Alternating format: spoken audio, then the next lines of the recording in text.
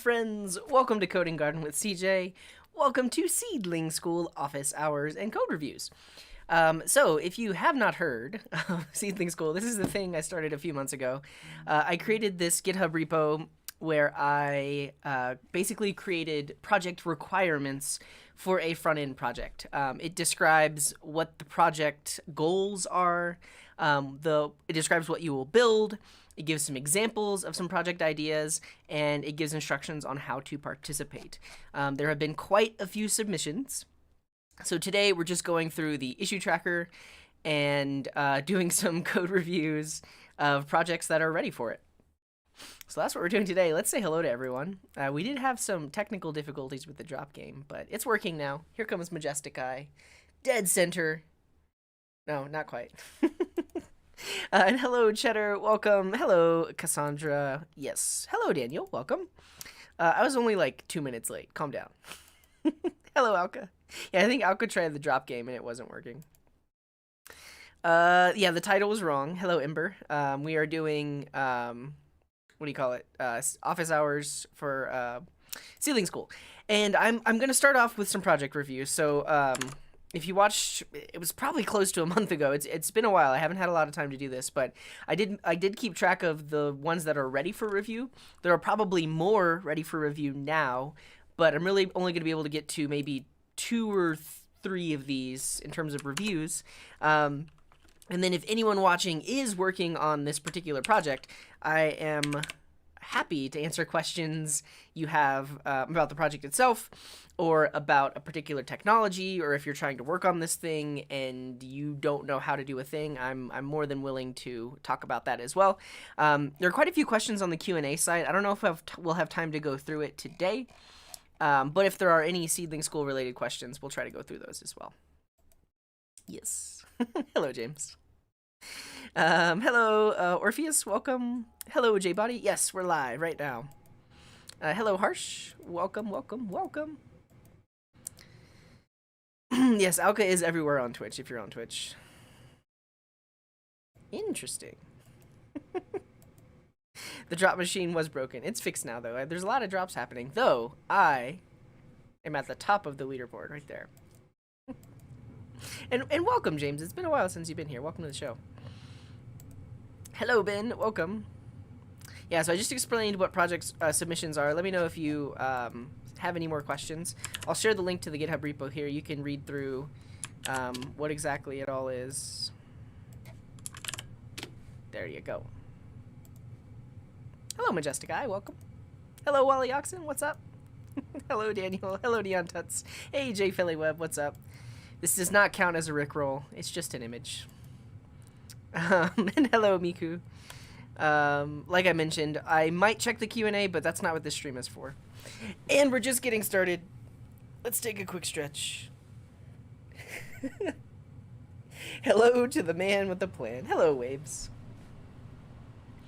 I don't usually consider myself having a plan, but I did schedule streams for the entire week. And hello, Nicholas. Welcome. Good evening, Ronnie. Hello, a Nerdit. Welcome. You're welcome to ask a question. I just don't know if I'll be able to get to it.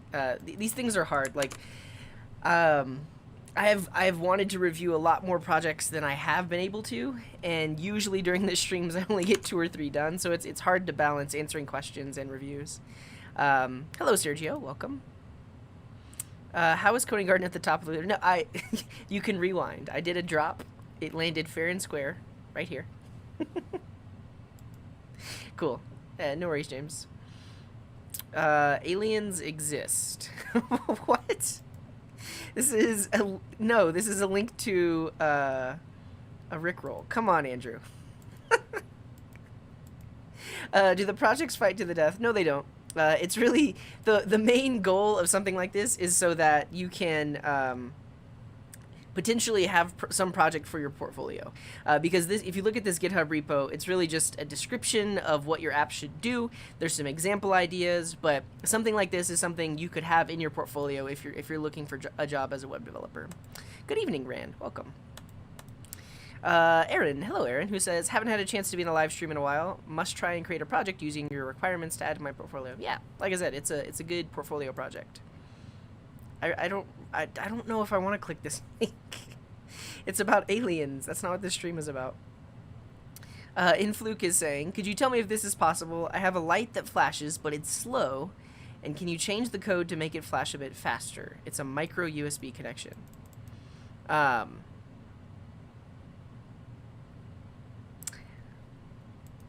Are you controlling the light on the micro USB connection? What is the light attached to? I'm sharing the link right now for the stuff that we're talking about, and we're going to be going through the issues. But maybe it really depends on what you're trying to control the light on. I don't know. Single page application in vanilla.js. Not today, but we could talk about that in the future for sure.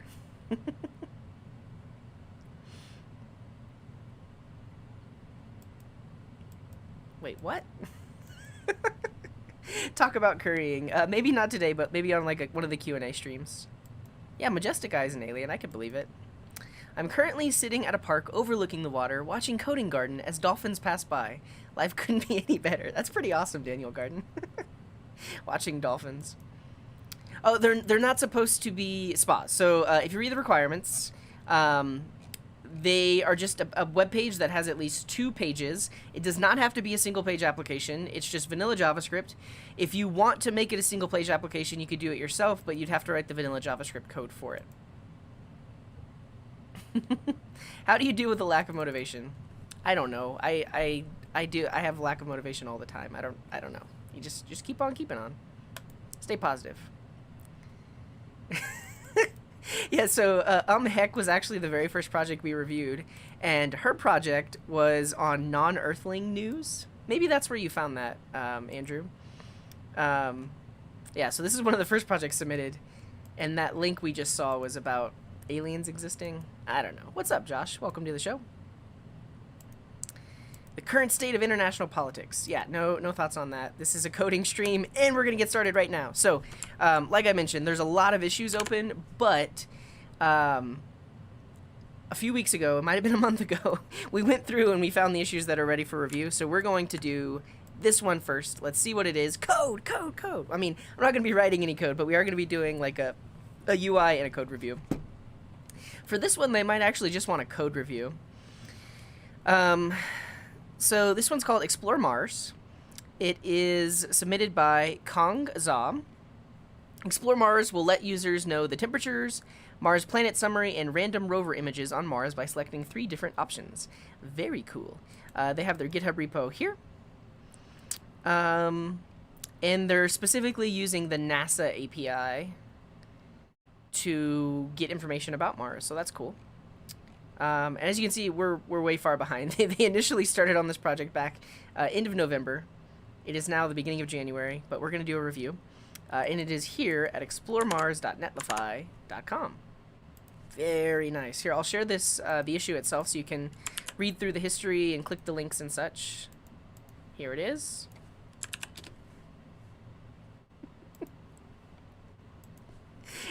Andrew is in a Rickroll mood today. Yeah, you can still submit projects, but let it be known that it's very unlikely that you'll get a review anytime soon.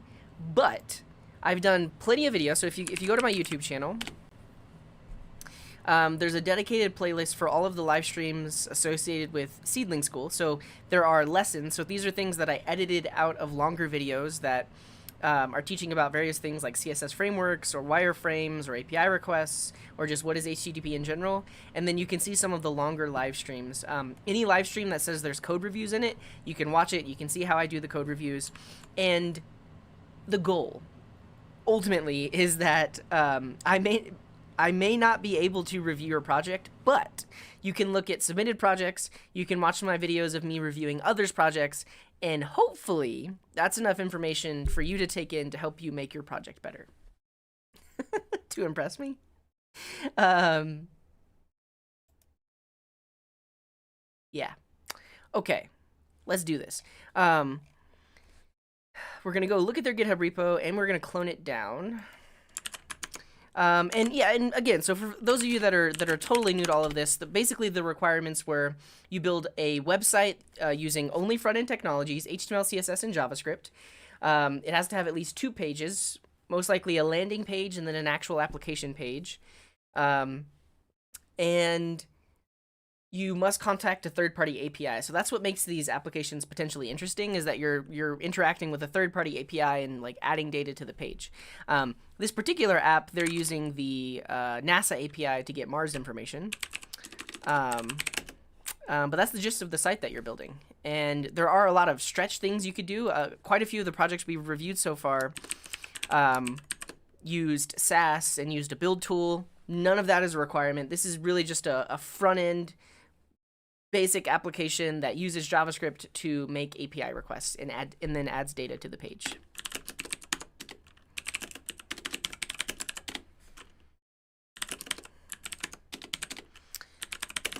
Let's open it up. We'll get our, I believe they just wanted a code review. They did not want a UI review. Project finished.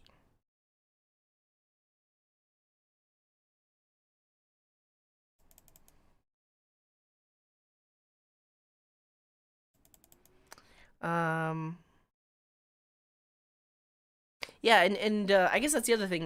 This is a good chance to explore certain technologies if you haven't before. So you can look at the README. You can see some example apps, some example APIs, and then these are the stretch goals. So on one of these live streams, which is probably the first one, this very first one in the playlist, we created these requirements live on stream, and people were just throwing out ideas of like what stretch goals could be. All of this stuff is not at all required, but they are things you could do to practice those skills, like using browser APIs like geolocation, setting it up to be SEO friendly, putting it in Docker containers, using something like Babel and Webpack. All that is extra stuff you could do if you want to practice those things. But for the most part, it's just a basic front-end website that contacts an API. All right, I was just trying to see, do they want a UI review? I think they just might want a code review. Submitted for review.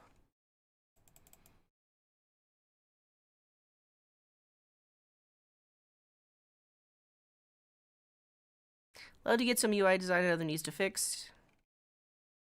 Okay, I think they want a UI review. Let me know if you have any thoughts and suggestions to improve. I will try to improve the back to home button for mobile devices. All right, so we're going to do a UI review. In the GitHub repo, I have this UI review checklist here that we created, and it's just very high level. It's really, we're looking for like consistent things, nothing too complex, and we will do that now. So let's create a new file, UI review, .markdown. So from a high level, we're really just looking consistent font. They're good fonts for reading if it is like a body font. When there's background things happening like an API request, we see some sort of loading indicator. We're going to look to see if it's responsive. And that's about it.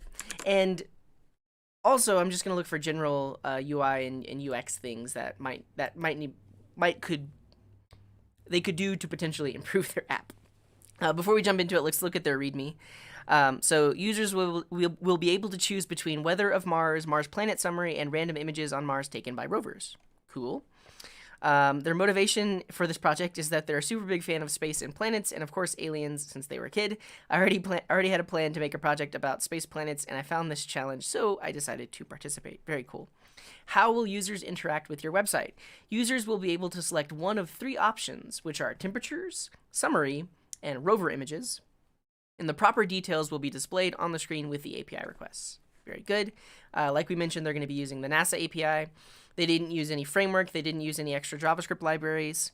And we'll look at the code, but it looks like, yeah, they're just using plain old CSS. Oh, no, actually, they do have some Sass in here. Interesting.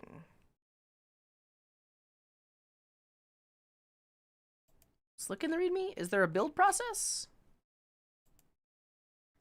Sass and Sass, so SCSS and Sass, they're technically under the same umbrella. They're the same language, but SASS is like Sass but with white space. So instead of looking like CSS, it looks like white space.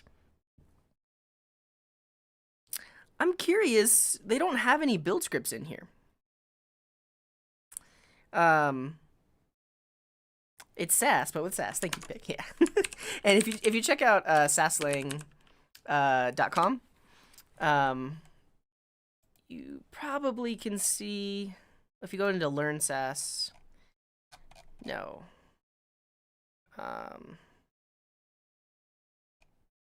Documentation. Syntax.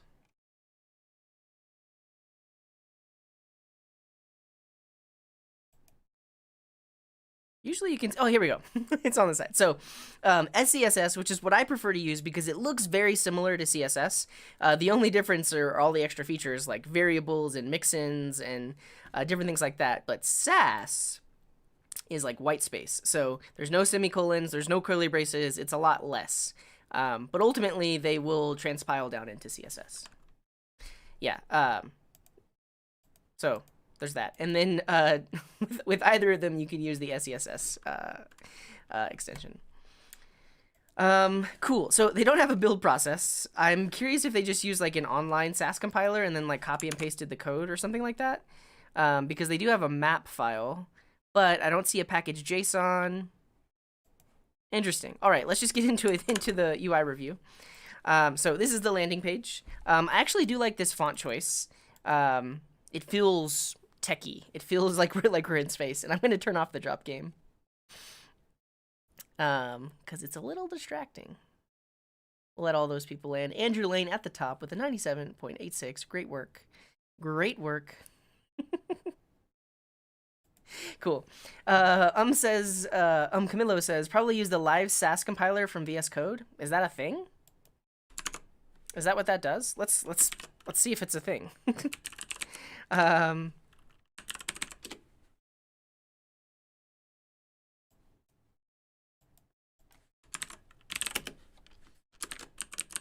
Live Sass? Live Sass compiler.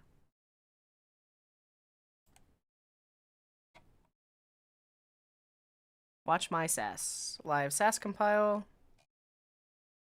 Okay, I'm not gonna install it, but maybe that's what they used. I am going to add that as a bit of feedback in the code review, because part of the code review is that your README tells people how to get your project up and going, and I have no idea how to compile the Sass. Of course, I could set it up, but I don't want to go through that trouble. I want you to tell me. I want you to have like a package JSON or something like that. Okay, but back to the UI review. Font looks cool. It's great.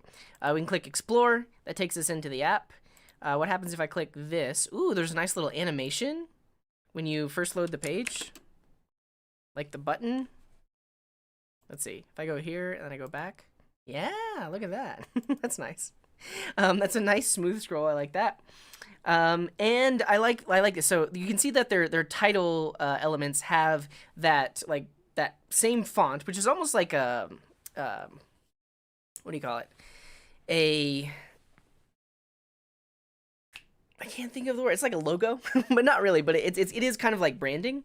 But then the body copy is a different font because it would probably be very hard to read this stuff if they use the same font. So I like that. They're using two different fonts there. And they're telling us what the site is. So Explore Mars is a small project where you can get to know about Mars planets, such as temperatures, planet summary, and rovers which are sent to the Mars planet. Yeah, very cool. And then they link out to their GitHub. I like it. Homepage is great. The font choices, for the most part, are consistent. So this is like your title logo font, and then they have this font as their body font. I like that. There's not really any loading indicators on this page. We'll see that whenever we get into Explore. So let's go to Explore. So Everyday Code says they don't like the color. This is kind of like the color of Mars. It's like a brownish pink, orangish color. So I think it's on brand. I think that's why they chose that color. Okay, so here I guess we get a random fact. Did you know a year on Mars is almost twice as long as a year on Earth? That's cool. And we can choose an option. So I want to see about Mars. Interesting. So I don't know if there was really a loading indicator. Let's do this. We're gonna make ourselves have super slow internet. We're gonna say we're on slow 3G. We'll do this.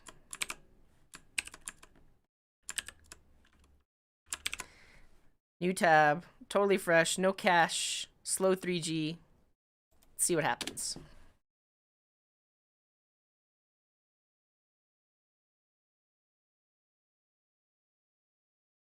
So the background image is loading. That's not so bad.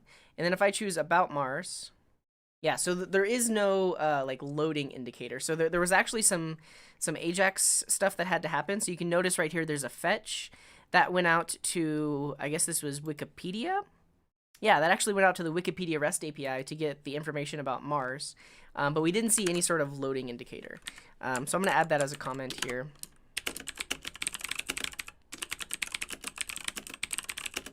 While loading About Mars. See? Okay. If I choose temperatures, it just says, please wait a few seconds. That honestly is, that's okay. You could see for a second that because this font had to load, and because we're on a slower connection, it showed like a cursive font, which I think is okay. It's a decent fallback. They might have chosen like a sans serif as a fallback instead, but I don't know. We'll say other things.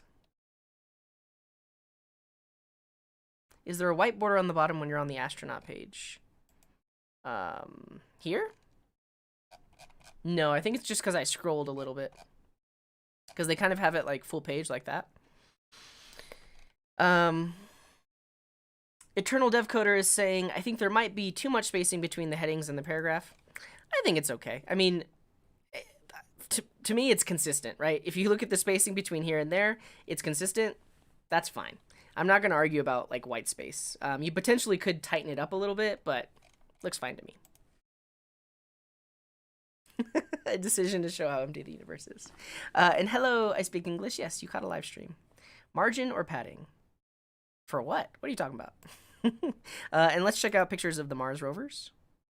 Cool. I like that the background image is changing. So if I go to About Mars, there's a nice fade effect to a different background image. That's really cool. Okay, so just from a UI standpoint, let's actually just check to see, is it at all adaptive or responsive? Yep, so they have a column breakpoint there, which goes to a single column. I'm sure that looks just fine on mobile. What about this page? Yeah, and they have some media queries for that background image as well. You can see that when we get here, it actually takes up, or it zooms in a little bit on the image. And I think the font size, yeah, the font size increases at this breakpoint as well. So nice and responsive. Looks good enough to me. Oh, Steven's asking when to use which. Margin separates, or is the margin is the outside of the element, so you're spacing between other elements. Padding is your spacing inside of the element itself. So choose accordingly based on that.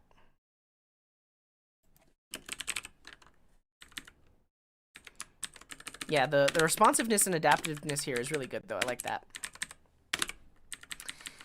And there really isn't any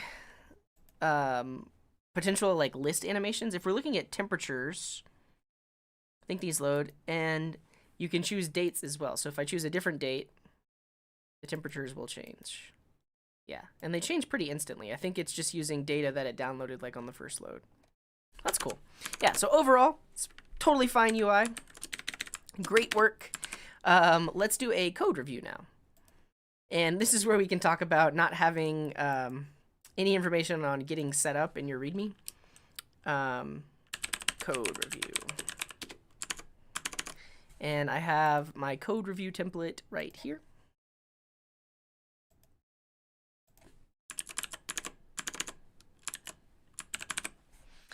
Hello, Hygor. Happy New Year to you as well. Welcome. No yellow accent color anymore in code. What do you mean? In VS Code? I don't know what you're talking about. And thanks for the follow, Fidas. Welcome. I was wondering if there was a semantic way of doing it, and if the person who made this site is doing that in terms of padding versus margin. Oh, I don't know. We can see. Yeah, we'll take a look when we get into the code. Okay, so first up, code review, we're going to look at the README. So it includes instructions for running the project locally. Now, it is just a static website. However, they used Sass. and I don't know how they're compiling their Sass. And I could technically set it up, but they haven't really given me any way of doing that. If they're using a plugin in VS Code, that's totally fine. But I would like to see something in the README that says, install this plugin to compile the Sass. So I'm going to leave a note on that.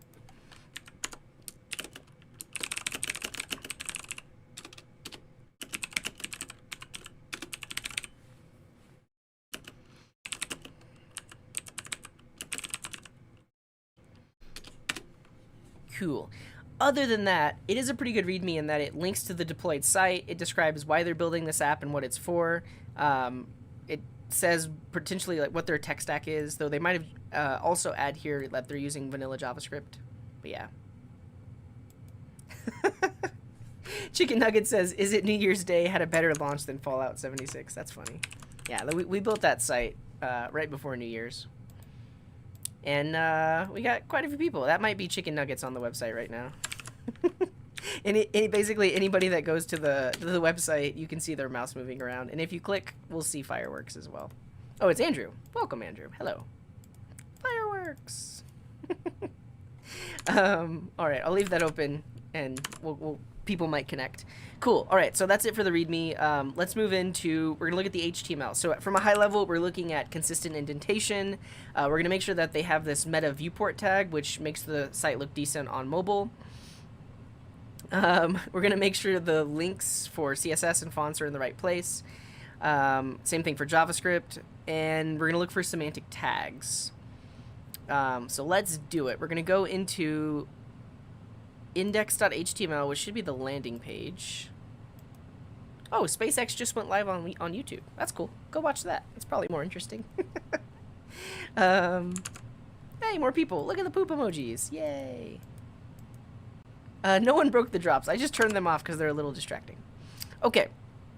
So they do have the meta viewport. I'm going to do a quick scan of the code and look for any weird indentation issues, but so far the indentation looks good. Everything is indented where it should be. I do like the fact that they have the different sections split up with comments. That's a nice visual way of doing that. Yeah, looks great to me. Let's look at their other HTML file, which is the actual application page. So this was the landing page. This is the application page. They have the meta viewport. The other thing is they have their CSS linked up at the top. And this is something we haven't seen yet, but they have their JavaScript, but they added the defer attribute. And the defer attribute will actually load the JavaScript asynchronously so that by the time the code loads, the DOM potentially is ready. You might still need a DOM ready function, but we'll see. We'll look at the JavaScript. And then, okay, that's just a link.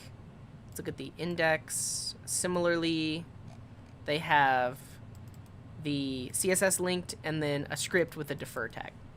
Cool. So let's check some boxes. Indentation looks great. They got the meta viewport tag, and actually we can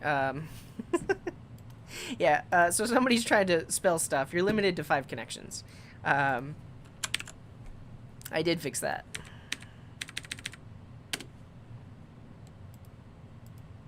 Pew pew pew. Okay, we're gonna close that now. Yeah, let's turn on mobile view. So if we use the mobile emulator here, that looks great. There's a little bit of overlap down here at the bottom, but this actually looks really good. Yeah, I like that. Cool. And so we've mentioned this before, but adding this meta viewport tag here is what basically makes it look decent by default on mobile. Otherwise, it would potentially be way zoomed out. Yeah. This is Anonymous Pro. Hello, Ariel. Welcome. All right. What else are we looking for in the HTML code review? JavaScript files are linked at the bottom of the page or at the top with the defer attribute. So they are linked at the top with defer, so that's good. And then let's just do a quick glance for like semantic tags. I don't think I saw too many. So they're using div class header. You could have potentially used the header element here. It would work in exactly the same way, but this just gives it, it's semantic in that the tag itself describes what it is rather than just having a class on it. And it's possible that in terms of accessibility, some screen readers will see the header tag and potentially read that content first because it knows that that's the header for the website. Yeah, divs on divs on divs on divs. So that's one comment, is we could use a header tag.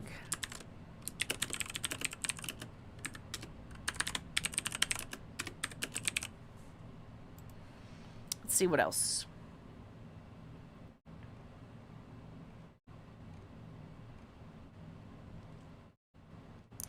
Yeah, so down here in terms of like the content of the website, these potentially could be sections, and instead of p tags, these could be header tags. So this could have been probably a section, and then instead of having all these extra elements, this could have just been like h1 or an h2. I believe there's something about a section having an h1, so this could have been like an h1 and then styled accordingly. So we're talking about on the landing page for semantic tags, this could have, each of these could have been a section. It totally works without that, but if you wanted to be semantic, that's one thing that you could do.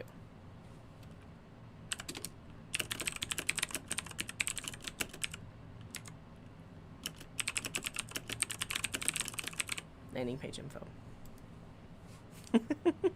Oh, and hello Kong, welcome. You do use live Sass compiler. Okay, that's good to know. I would just add it in your README so people know how to get it going. And no worries about using too many tags. It's potentially less code if you were to use like the semantic tags. I realize at the same time, when we look at your Sass, there's probably a reason that these are nested this way, so you have some styles applied to each one. So yeah. Comic Sans Pro costs $200. That's good to know. Do I not use CSS frameworks for SEO/accessibility reasons? I use CSS frameworks. It depends on the project. Semantic tags for SEO, I have no idea. I don't really do anything that involves SEO. I build internal applications, things for people that aren't trying to get found on the web. So I really haven't done much SEO, but it could. You can look into it. I don't know. Cool. And I'll just mention, Kong, this is your site. You are not your code. So anything I say about your code, you should not take personally. This is all, and also it's all opinion. You don't have to listen to anything I say. But these are really just suggestions, and it's up to you whether or not you implement them. And these are suggestions for your code. I'm not saying you're a bad coder or anything like that. This is just, in general, we can all learn from reviewing this kind of stuff. So, title and header links back to the homepage. Yeah, I think we have that. So if we go into the app, they do have a back button, actually. Tough critic. And hello, Andy. What's up?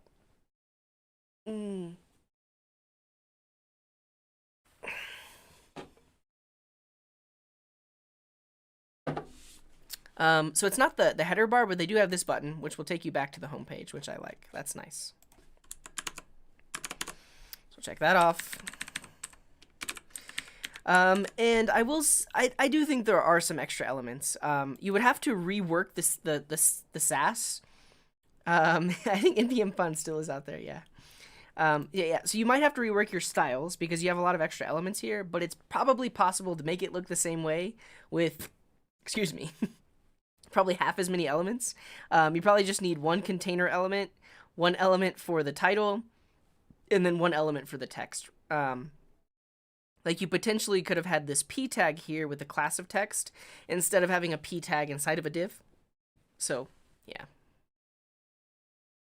You are not your code, but then who are you? Thing is, the way you code changes drastically as you learn to code and throughout your career. Like, I am not the same coder I was a year ago. And that's just, that's the nature of coding and learning is you get better or your opinions change. So code reviews are just a snapshot in time. Yeah, I don't know. So I'll just say this really quick. There are quite a few extra divs could most likely get the same layout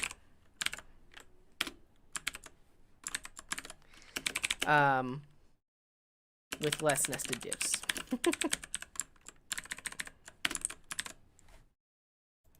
Cool. So that's it for the HTML. Let's get on to the JavaScript, which is the most fun part. 2020 is the year of divs. And hello, bald clap. The app we are working on is a submission to the Seedling School front-end projects. I'll link you to the issue page right here. So you can see their submission. We just did a UI review, and we're currently doing a code review, or about to do a JavaScript code review of the code that they wrote. So let's jump into the JavaScript. It looks like they do have div equality. Nice. It looks like they do have JavaScript for the landing page. Ah, it's just some animation stuff. Very interesting. So the go down button. When that button is clicked, we have a smooth scroll that goes to the next element. So when they click that button, it goes to the description element over 1 second. Very interesting. Okay, so that's what's happening on this page. When you click this button, that's JavaScript that's doing that. Very interesting. All right, we're going to make that work without JavaScript.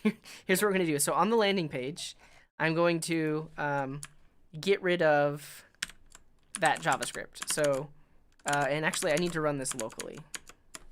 I'm just going to use light server without JavaScript. Yeah. Okay, so I click it, nothing happens because we got rid of the JavaScript. No errors in the console, that's fine. So here's what we're going to do. This go down button really just needs to be an anchor tag. Div class go down. Let's make this an anchor tag. And the href is going to be to the element with ID description. And now this element, instead of, well, we can keep it with a class of description, but we're going to give it an ID of description, so that way we can basically make it an anchor tag and link down to it. Let's see what that does. We might get some weird style. We changed that to an anchor tag, and it broke everything. Let me put that back. Well, actually, I guess if we could make it a div that has an anchor tag inside of it. All right. Oh, no, I see why. Because the closing went away. All right, we're back to that. Now let's change it to an anchor tag. Cool. And then we'll change it to href, go to the thing with ID description. Okay, so all we've done is we've removed the JavaScript click handler from this button. Now you can see when we hover over it, it's trying to go to the thing with ID description, and it works. But that's like instant. We want that animation. What we can do is we can add some properties to the main HTML. So let's look at CSS main CSS. I could technically write it in Sass. I'm just going to write it in here. But what we'll say is the HTML has a scroll behavior of smooth. And that's all it takes. So now, when we go from here, you might be able to control the, let's see if there are other scroll properties. Scroll, what's the word, like length? Transition?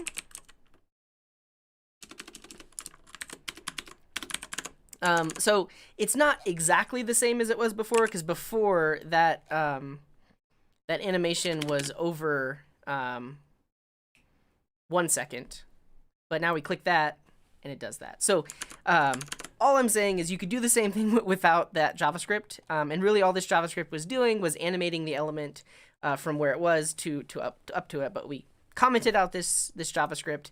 We made this an anchor tag. Where is it? Here. We made it an anchor tag that links to this element, and then we changed the Sass to have a scroll behavior of smooth. So we could potentially add a CSS transition.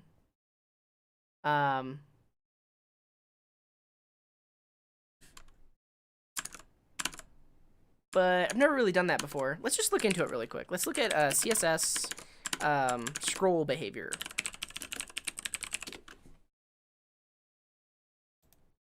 And thanks for the follow, Osmotics, and thanks for the follow, Mate Usilva. Welcome to the show. We are currently doing some code reviews.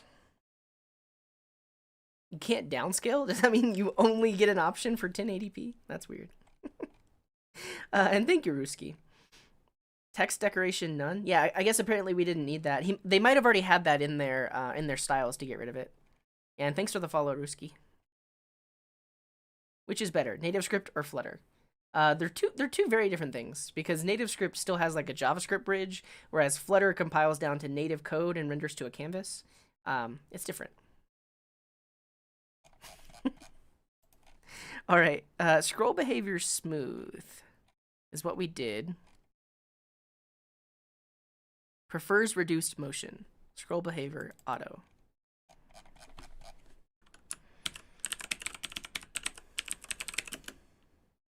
Animation length.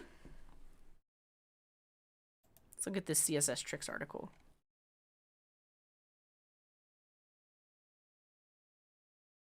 Accessibility concerns. All right, thank you, Andrew Lane. Let's take a look. Oh,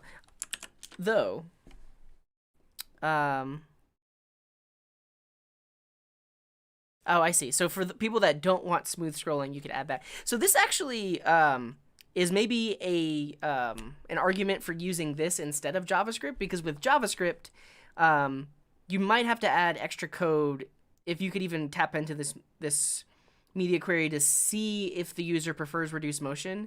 And then if they do, the JavaScript code, you could basically just disable the animation. Whereas this is all with CSS. Let's see, duration.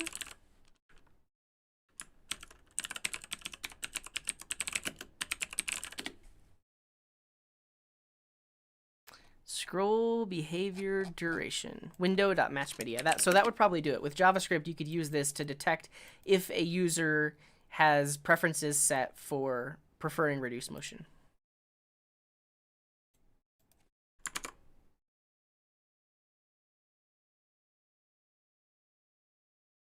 Or you can use JavaScript.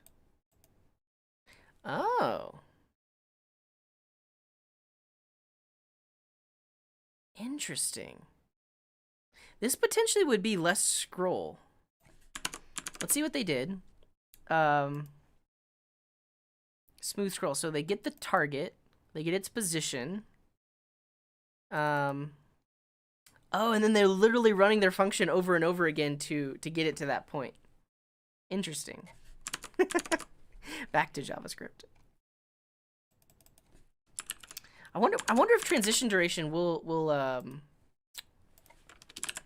affect that. So let's set this to, just so we can see it happening, let's set it to 2 seconds. Isaac says, if my users want less motion, I add motion. It's a potential accessibility issue, though.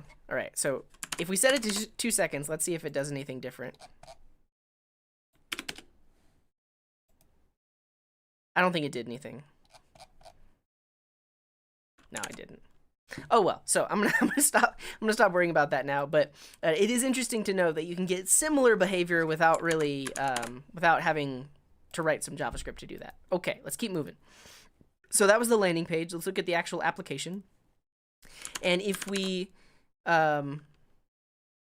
remind ourselves what this application does, when you go into Explore, you have the option to see the temperatures on Mars.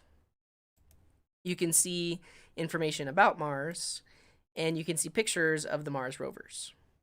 So that's the code that controls all of that is what we're about to look at. Okay, so they have this init functions file, and they're bringing all of those in. Very interesting. If you look at our checklist, the things we're looking for are consistent semicolon usage. Either they use them or they don't. There's no in between, so they have to be consistent. Consistent quote usage, consistent indentation, reasonable line length, variable and function names are clear and concise. Variable and function naming is consistent, so they're not mixing like camel case and snake case or something like that. That's mainly what we're going to look for. And let's just do a quick pass of all of the code. So look at app. They've decided to use semicolons, so we're going to make sure they use semicolons everywhere. Let's see.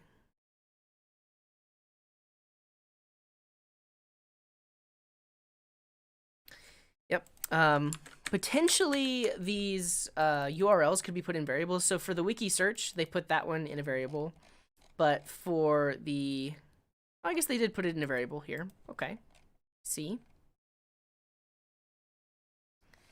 Same thing for the rover. Okay. Looks pretty consistent. Let's look at the init functions.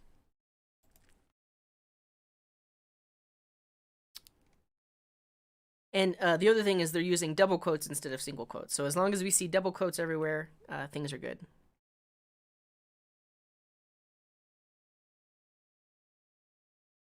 Cool. HTML for rovers.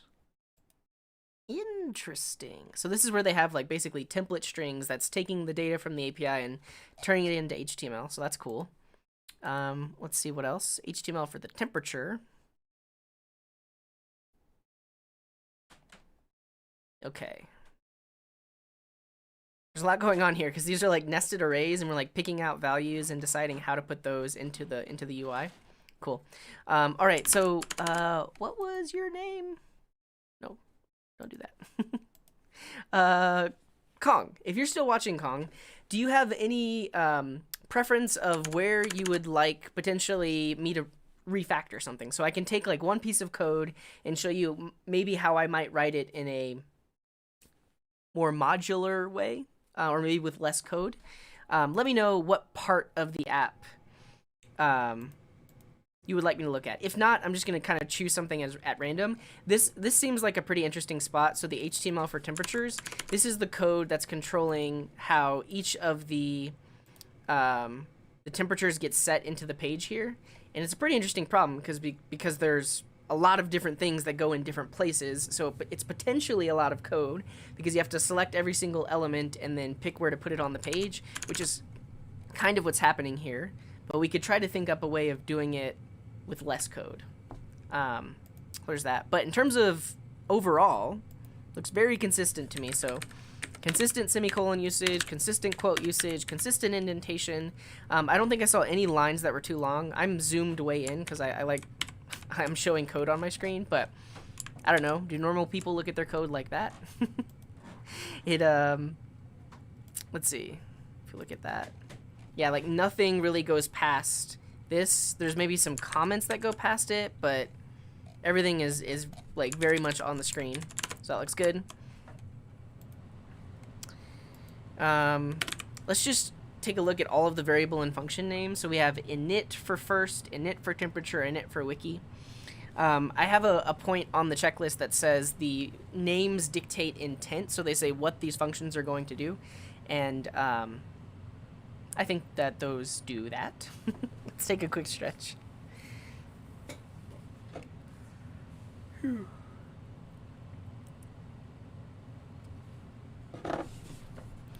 And thanks for the follow. Don't drink and drive, bro. Welcome to the show. Let's look at other variable names. Did you know? Div for wiki. This is a front-end key. And it's on GitHub.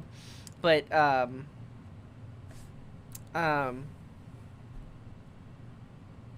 it's most likely just a front-end key. If not, you may not want to have that on GitHub. How many submissions did I end up getting? Yeah, there are 38 issues right now. Well, no, that's a number of open issues, and I think a couple of people have closed their issues. So I would say 35. 35 total submissions. If you do ! break, you can see a link to my break app that I use. Yeah. Hello, Estanix, who says, "Hi, CJ. Was wondering if you or someone in the community could explain the difference between the request headers, request parameters, request options, and request data. Some of it looks redundant to me, but I just want to make sure I'm clear on what the differences are."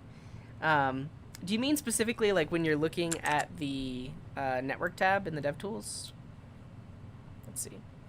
Let's look at the fetch request that happens here. So when I choose temperatures, it makes a request to the NASA API. We can see the URL it makes the request to. We can see the headers, which is metadata about the request.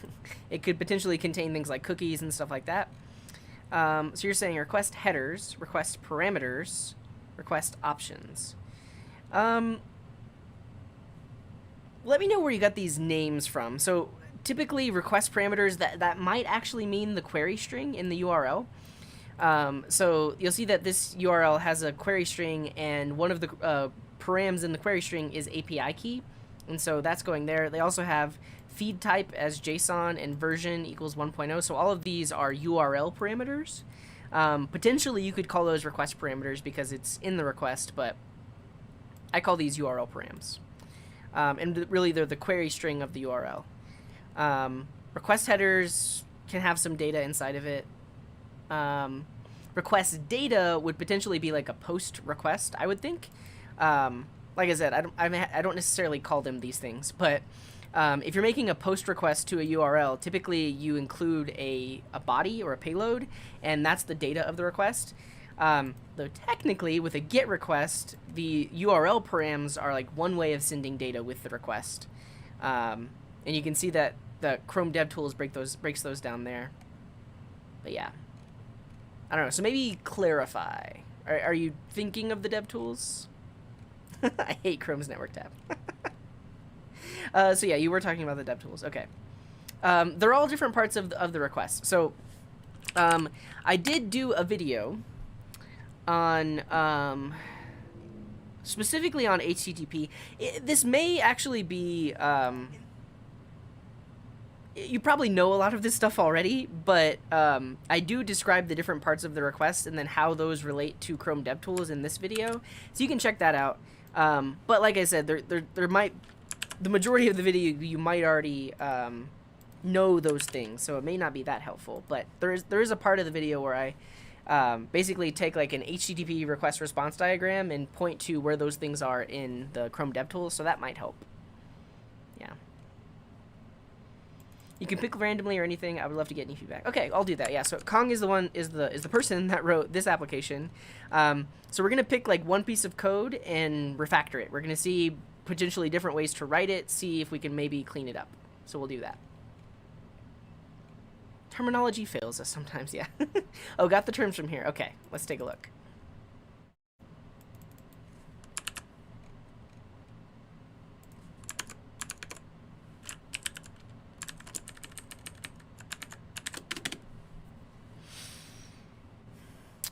Yeah, so specifically request is like a module you're using with Python to make those requests. I see. Yeah, so params is the query string. So that was the thing I was mentioning is on the end of the URL. That's params. Data is the body of the request. So that's like JSON. If you see and this is a GET request, so it doesn't have a body. But if you were doing a POST request, and you see down here the params, that's the body of the request. That's where that would go. JSON, a JSON serializable Python object to send in the body of the request. So essentially these are, it's either one or the other. It's not both of them. So if you have a JSON serializable Python object, you would use that instead of the data property. And then headers are headers. Cookies ultimately will just get set inside of the headers. This is probably just a convenience. And then files are if you're doing like a multi-part upload. Hopefully that helps. Astanix. Luda says, I've just found yesterday that the main JavaScript should be put in an IFI to not link anything into the global scope. If it's not using a bundler, and I was like, oh, that's why Webpack was just, not necessarily. Webpack does a lot more than just that. And putting things in an IFI was like the way people used to do things to not pollute the global scope. But because this person is using JavaScript modules, which that's something I didn't point out, but if you look at their HTML here, when they bring in the JavaScript, they're saying type equals module. So that's using the new ES 2015 module system, and modules have their own scope. So it's actually not possible to, I mean, it is possible, but you have to go out of your way to put things in the global scope when you're using JavaScript modules. And this is just built into the browser. So this isn't using build tools or anything like that. So we see in the app.js that they're actually importing things. This code is running directly in Chrome. There's no Webpack to transpile this or anything like that. Cool. Yeah, there we go. And Pick has it. So ES6 has a proper module system. And the cool thing is you can use that module system today in Chrome, which is what this person is doing. Very cool. ES 2015 had so many, there was a ton in it. Okay, let's find a piece of code that we will refactor and try to write it a little bit nicer. Let me finish checking boxes though. Yeah, variable names look good to me. I really didn't see any abbreviations. Consistent. Their strings, the long strings were in variables. Functions are pretty small. Like, we could potentially take the code that is in the .then here and put it in its own function, because then it could be something like request temperature from NASA and then add temperatures to page.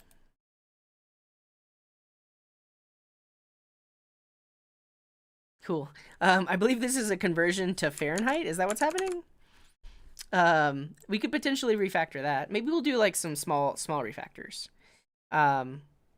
Yeah, so you can see that they have the temperature set to Fahrenheit, and so they have this function here that is converting it to Fahrenheit and then sending it to one decimal place. An easy refactor is just to take this and put it in a function that says convert C to F. Let's do that. That takes in a temperature and then just returns this with the temperature. Yeah, separate little helper functions. So you take the temperature, multiply it by 9, divide it by 5, and add 32, and that gives you Fahrenheit. And so now we can just reuse that here.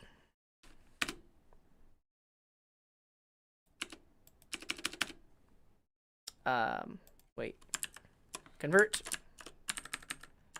C to F.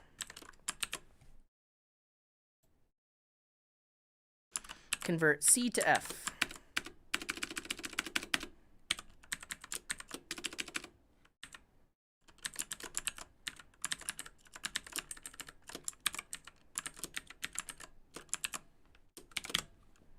Like that.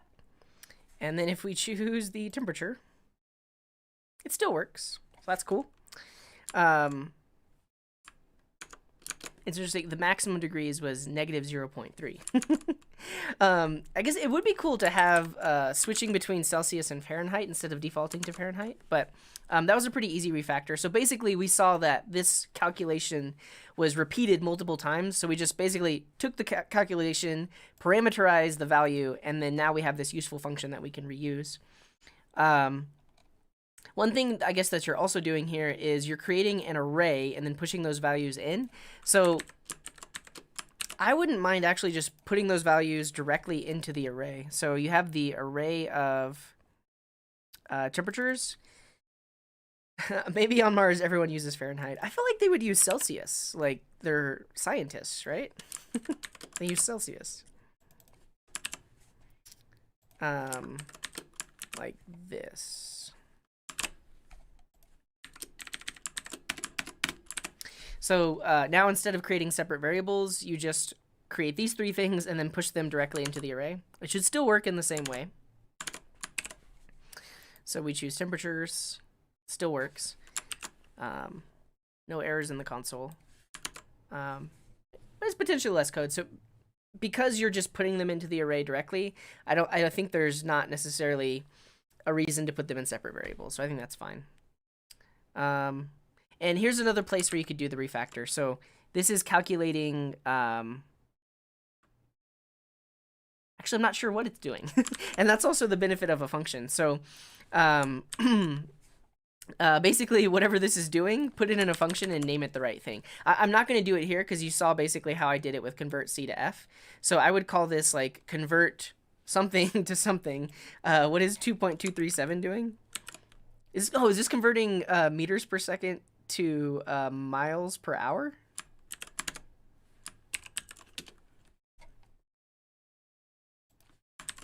I just want to see this magic number, 2.237. Convert speed, miles per hour, 2 meters per second. Wow, I can't believe I guessed that. But yeah, that's what it's doing.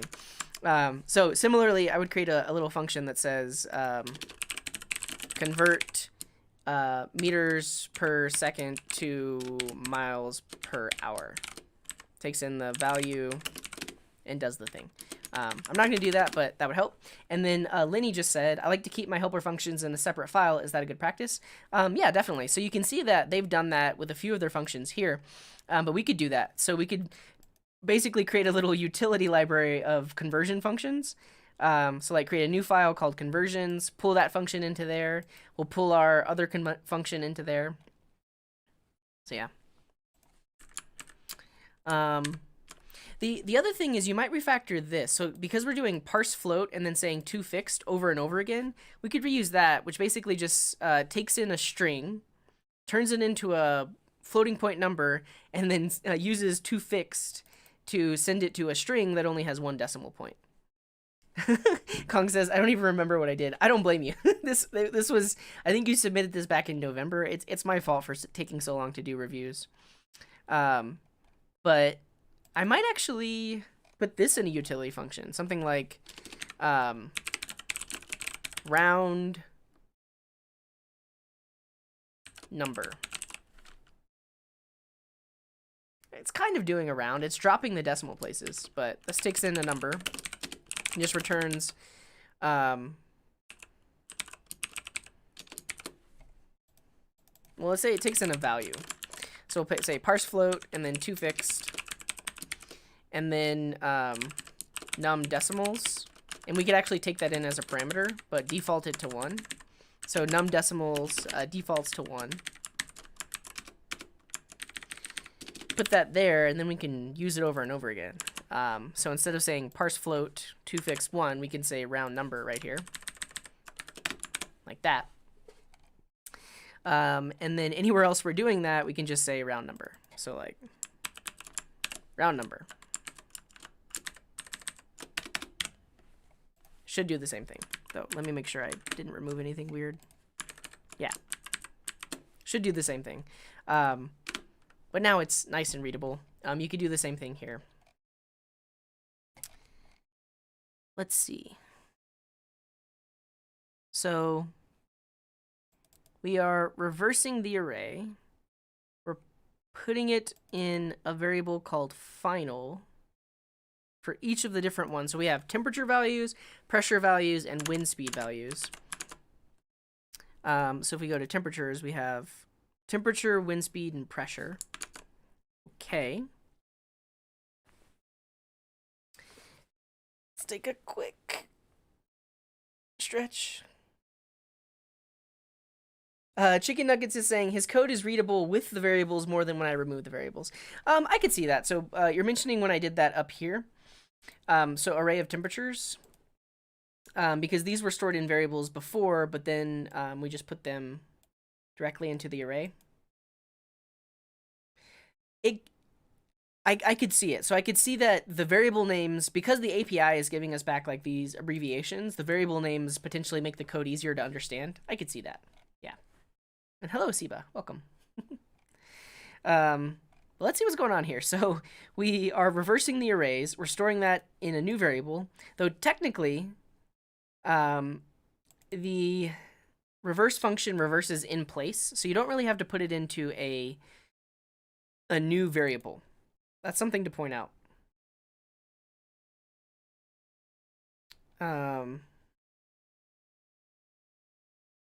Yeah. Hello, Adam. Welcome. Could map reverse, but doesn't seem more efficient. So basically, these are 3 different variables, and they're using destructuring to kind of do it all in one go. Though I don't really even... yeah, there really isn't a point to putting them in an array and destructuring them because they're just being passed in like so. Anyways, But let me show you. So if you look on MDN for array reverse, it reverses the elements in place. So meaning it actually modifies the array. So putting it in a new variable, you don't really even have to do that. So what you could do is just right here. So final array of temperatures, you could just say that dot reverse, and then array of pressure values, that dot reverse, an array of wind speed values, that dot reverse. And so that reverses it in place and then returns the array. And so when you call this function HTML for temperatures, it's going to receive the reversed values. Final array. Yeah. Better Twitch TV emotes should work. And hello, Debers. Welcome.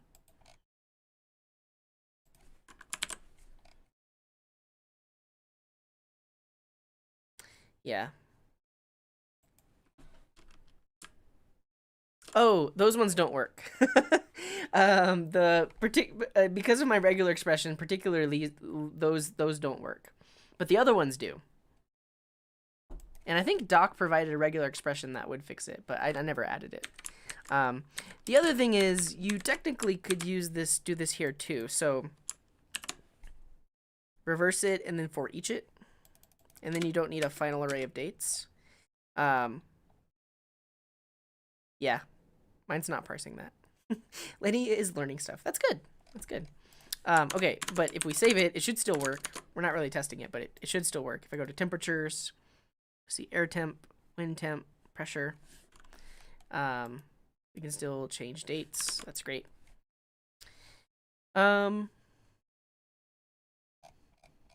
Cool. One refactor I could show is how we could turn a fetch into async await. There's absolutely nothing wrong with using fetch and promises. Oh yeah, that's definitely one. Nothing wrong with using fetch and promises, but the code can look a little bit cleaner and potentially easier to understand if we write it with async await. Does anyone want to see that? Like basically, how would we convert this to async await? Let me know.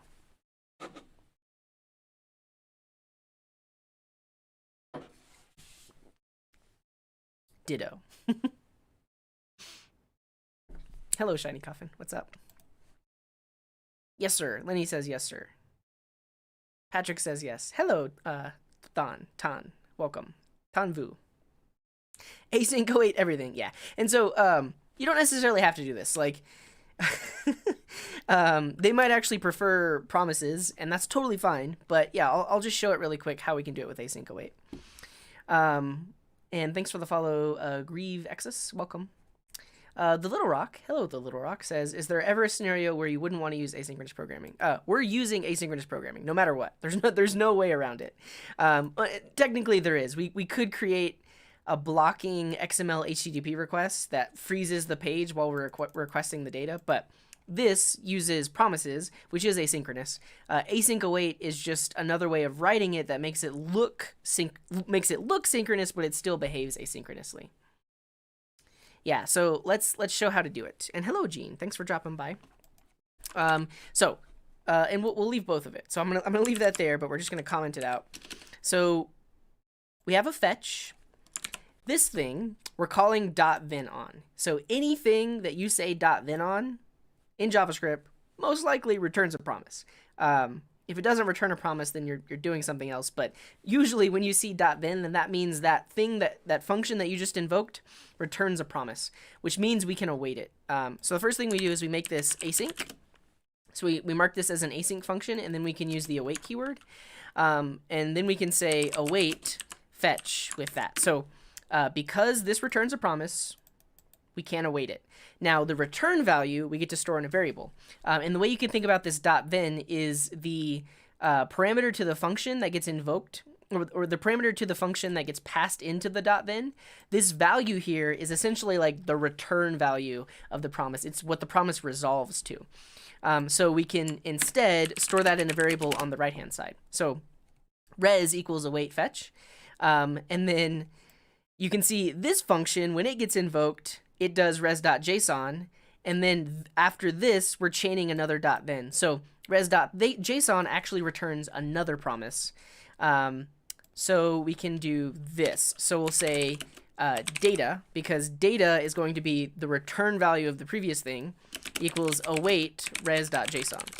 So res.json returns a promise. We'll await it. The value we get back gets put into data, and then we can do these two little things here. Like that. And then promises are cool because you can chain them even if the previous thing didn't return a promise. Though, let's see.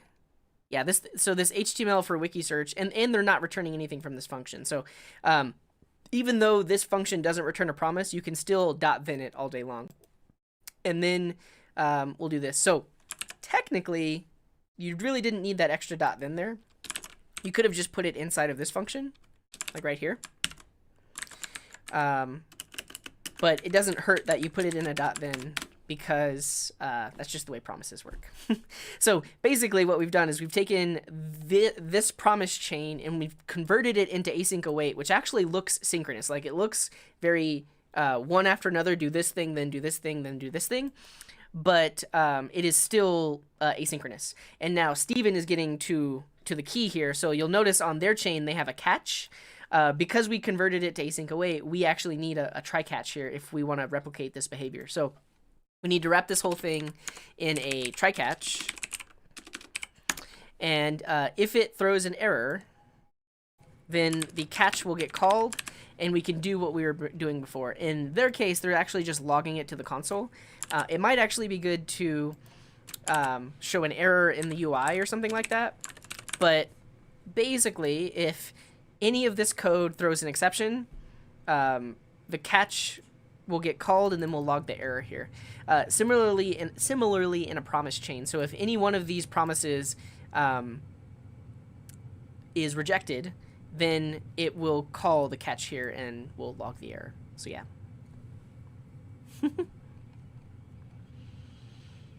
Yeah, so Akash has it just in case the promise rejects. And basically, if you see a promise chain that has a .catch on it and you want to convert it to an async await, you're going to need to wrap it in a try catch block. Now, it really depends on what you're doing, because a lot of times you might be writing functions that are consumed by other things, and potentially what you might want to do is use a try catch in the thing that's calling that function instead of that function itself, because then you could potentially like swallow errors. So you may not always want a try catch, but you will want to try catch somewhere. So if some other function was calling request to wiki summary, we could wrap that in a try catch, and if we didn't wrap the try catch here and that through, we would have caught it outside. And we can see where, let's see where this function is called. No references.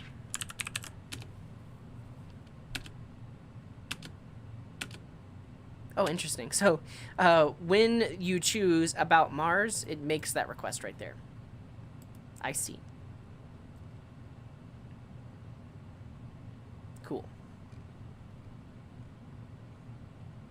Call back everything, yeah.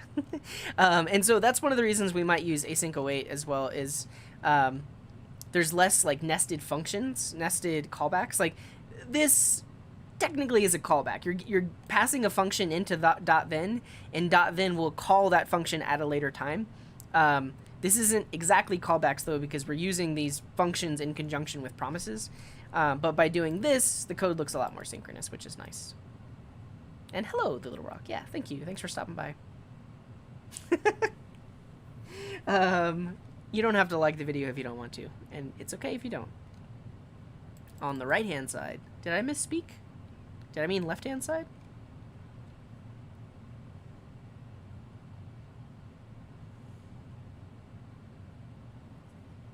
Wait, what did Gene say? Oh, thank you, Cass.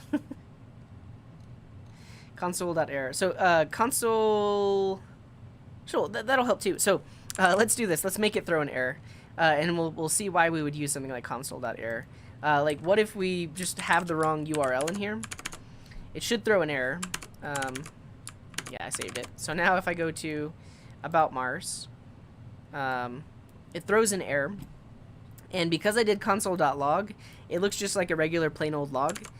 If you do console.error, the Chrome DevTools will show it as a nice red error. So if I do this, now you get a nice error, and you can see the stack trace and click into the code.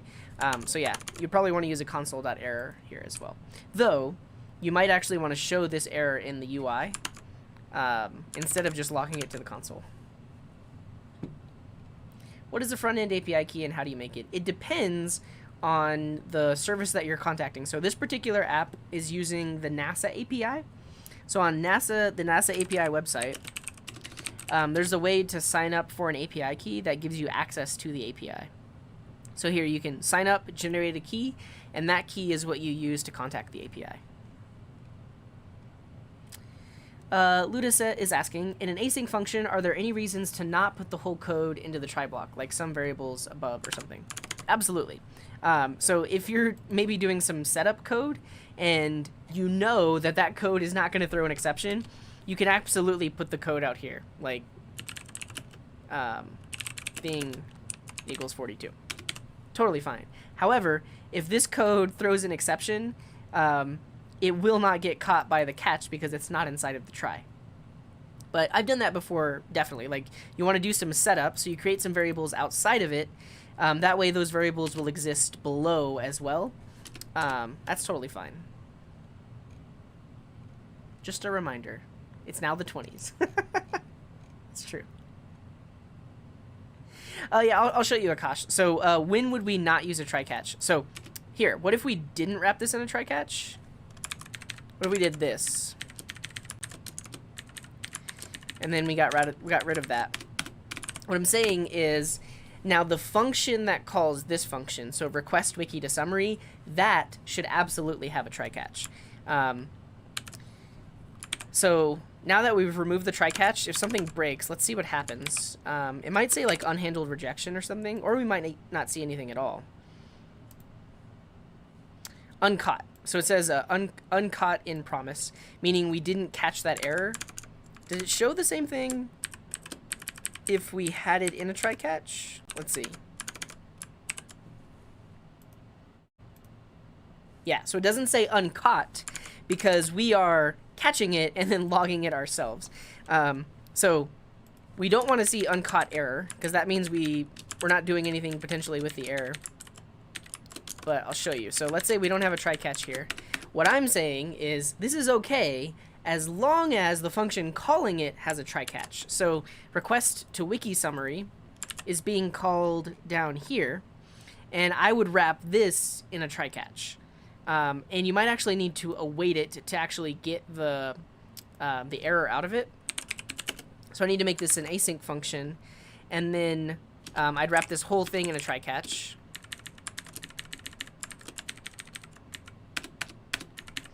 And then log the error here.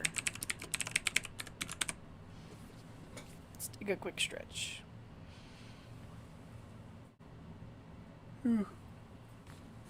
And Candy Cane is asking, what's the bad thing about swallowing errors?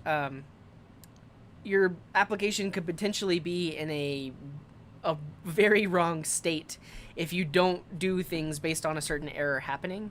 That's really why you don't want to just log them to the console. The other thing is user feedback. Like right now, something's going, like if I choose about Mars, something goes wrong, but we don't show anything in the UI. So the user, they're not going to open up the DevTools. They have no idea what happened here. And actually, in terms of what just happened, so we did wrap it in a try catch, right? But it still says uncaught. And that's because we're not awaiting the call. So to actually catch the error, we need to await request to wiki summary. And now that we're awaiting it inside of the try catch, we should actually catch the error that happens. There we go. It's no longer uncaught. So Akash asks, when would you not use the try catch? I think this is potentially a good use case for that. So each one of these functions, we could convert to async await. We don't put a try catch inside of those functions. And then here we have one single try catch that does something with the error.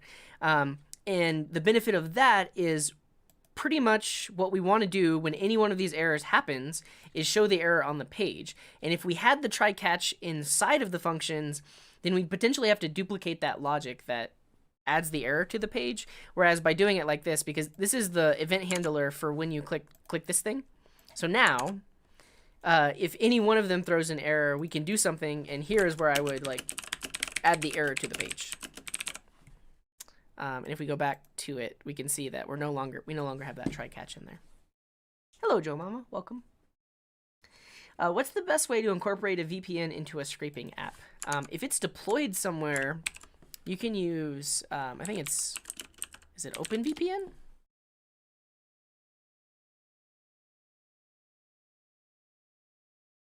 Client?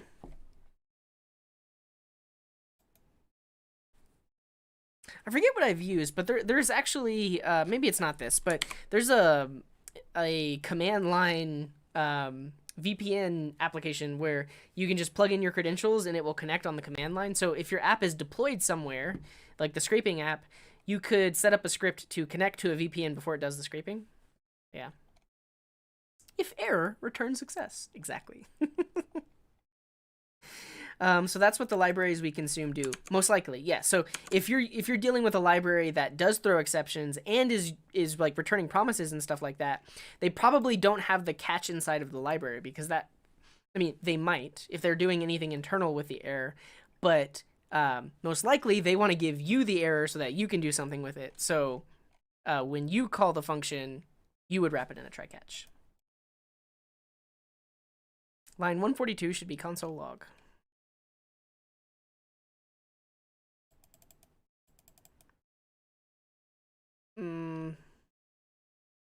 Oh, you were talking about the error, I think. 43, yeah. Hello, Ruben, you made it. In JavaScript, if you use a try-catch block, will the program continue or crash? I know in C# it will continue execution if you use a try-catch block. Yeah, the program will continue. And the idea is in the catch block, you can do what you need to with the error. And if you need to exit the program, you can't. In the browser, you can't really exit the program. But if you're running in node.js, you could do like process.exit or something if you think that your app should close based on that error. But in JavaScript, your app just keeps on a rolling. If the error gets thrown there. Yeah, that works too. Just alert. Hello, Doc. What's up? Have I used Suave before? I've never heard of Suave. No. Yeah. A lot of backend libraries have their own error class. Yeah, and so then you can do things like if error is or if error instance of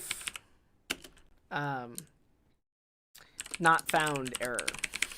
So you can pull in the different types of errors that are in a library, and then do different things based on the error that got thrown. You can do things like that.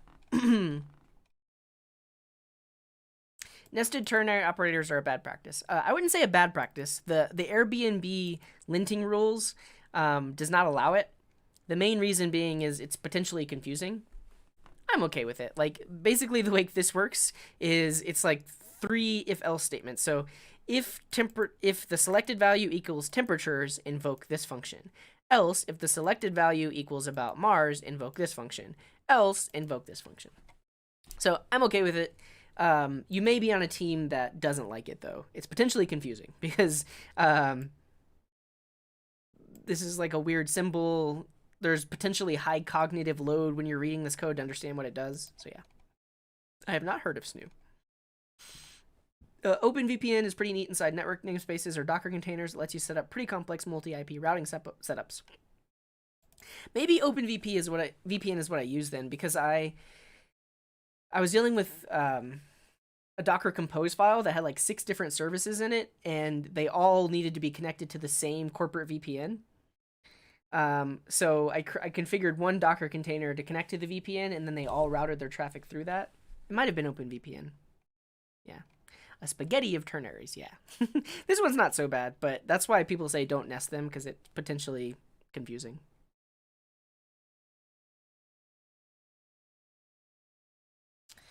You're supposed to say, what's SNU? Oh, no. I have not heard of SNU. Cool. All right. I think that's enough refactoring and such. Overall, this app is totally fine. Like there are a few places with like redundant code, in terms of like creating variables where maybe you didn't need to create variables, which is totally fine. The app still works, but it's something to clean up. The other thing is potentially these functions that are or extracting these things into functions that are doing the same thing over and over again. Instead of writing out 2.237 over and over again, pull it into a function and potentially add a comment that says what this 2.237 value is. The other thing is if you pull it into a function that says convert meters per second to miles per hour, then when I see this value inside of there, I'm going to know what that is for. Or exactly, so I put it in a const that says meters per second conversion value. Yeah, so having it here multiple times. The other thing is, what if this changes? I don't know. What if I don't know what would cause this to change. Like the gravity on Earth is different or something. I don't know. But if it changed, you'd have to update it in 3 places versus 1. So having it in its own variable or having it inside of a well-named function makes it so that it's only in 1 place as well. Interesting, Andrew. Yeah, what if gravity changes or the universe collapses? This number will definitely change. That's a fact. Okay. Yeah. I'll just add a quick comment here. You're welcome, Kong. Thanks for submitting. This was a fun app. It looks really great. I really like the look and feel, and I like the random facts and stuff like that. I like it a lot. Our rocket is coming from Mars. Scheduled Earth maintenance.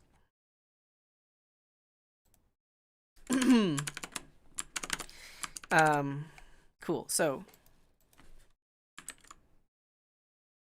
there are a few places with extra variables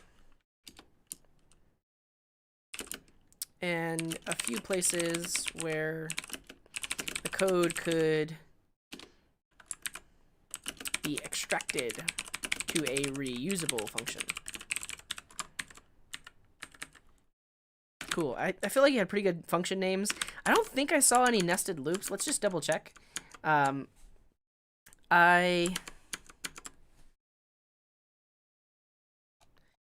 So this is a loop. No, it's just 0 to 7 because I guess that's the number of values that you're getting. And there's not really any nested looping there. This is getting the... Yeah, I think it's totally fine. There's nothing that could potentially explode if one day the API returns a bunch of data. That looked good. That looked good. Cool. And thanks for the follow, Sai and Pick. Much appreciated. We didn't review the CSS. Let's just do a quick pass of the CSS. Just looking at indentation and naming. And we'll look at the Sass, because I know that's probably the code that you wrote, which gets transpiled into the Sass. So if we look at main, like that, you've got variables for the title and content fonts. You have your main Mars color there.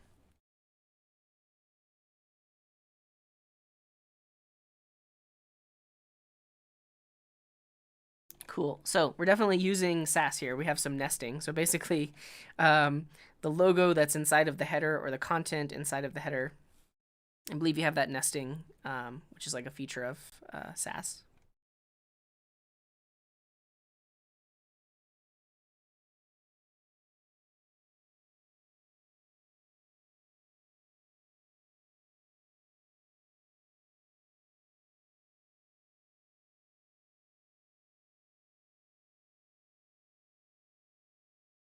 So you have this title class, text transform, capitalize, font family, primary title.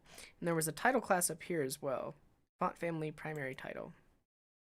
There's some potential for reuse here. I don't know how much of it is the same.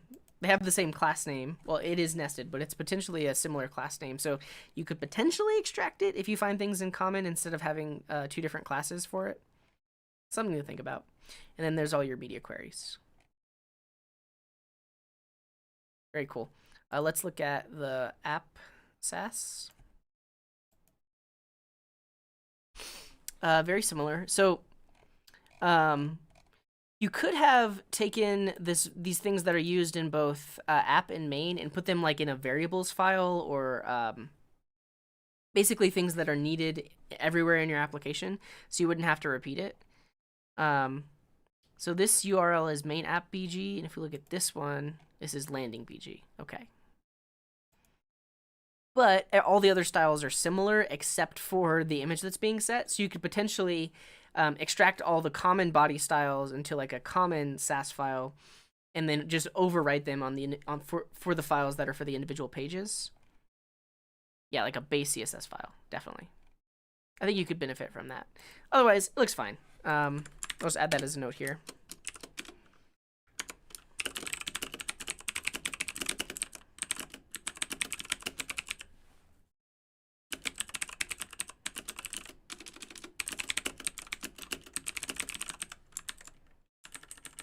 A base CSS file with variables and imports.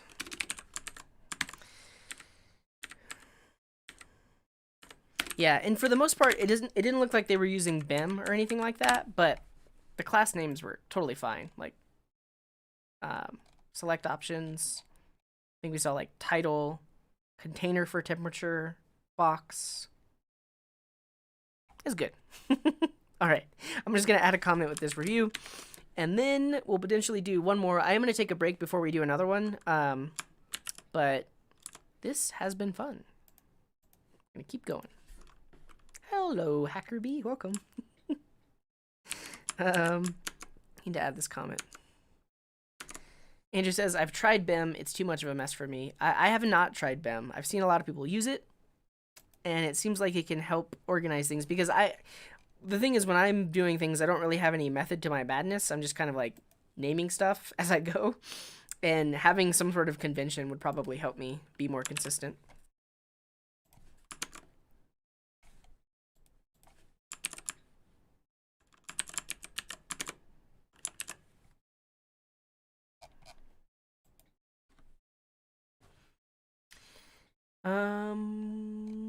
Gene says, I have to say, I really enjoy your live streams on JavaScript. I am beginning to learn JavaScript. What framework do you recommend I learn first? Yeah, Luda just said, I think learning vanilla is important if you're a beginner. Absolutely. Like, if you're just getting started, if you're only like a month or two into this, stick to just JavaScript. After that, it's really up to you. So, like, if you're looking to get a job, I would look at job postings and see what frameworks those job listings in your area are mentioning. Are they mentioning React? Are they mentioning Vue? That could be one of your driving forces. You could also just try each one for a day and see which one you like the most and maybe stick with that one. I've always said that React makes you a better JavaScript developer, which is cool because you have to know a lot about JavaScript to work with React. At the same time, if you're using something like Vue.js, there's a lot of magic built in where you don't have to learn those things and you can get more done faster. But in the long run, you could potentially be doing things with Vue and not really understand how JavaScript is working under the hood. But I prefer Vue. That's what I would choose. That said, in my area, there actually aren't a lot of Vue.js jobs, and where I live, it's mostly React and Angular. That's something else. I don't know. Reread my last line in the code review. Could benefit from a base CSS file with variables and imports with overrides in the app/main files. It's not the best English, but I think it makes sense, right?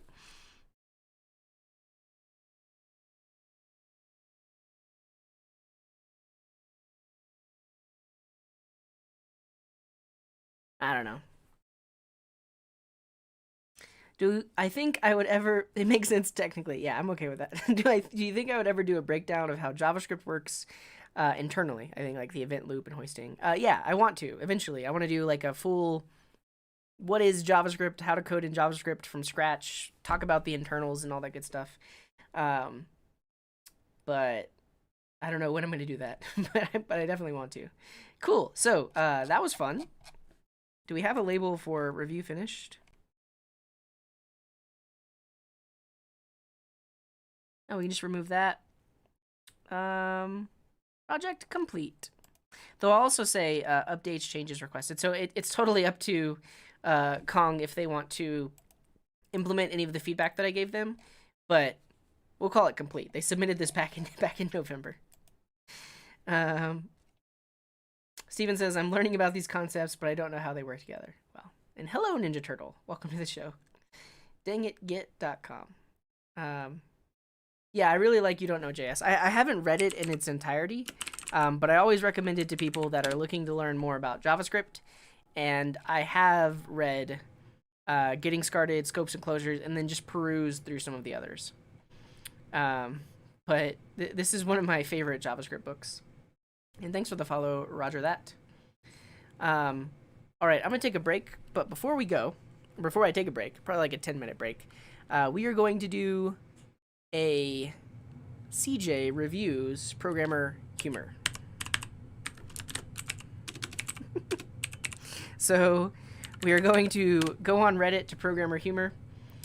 We're going to pick one.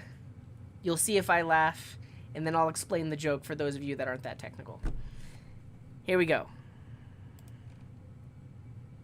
Hey, are you sleeping? Yes, now. Shut up. I know how to fix that bug on line 255. That's a thing. So as a programmer, you, I dream about code a lot. The other thing is just like taking a break from your code without even realizing it. You're like debugging it and figuring out bugs that you couldn't figure out when you were sitting down at your code. So this is a real thing. I think they modified like an existing webcomic to make it say that. But yeah, been there, done that. This is very relatable as a programmer.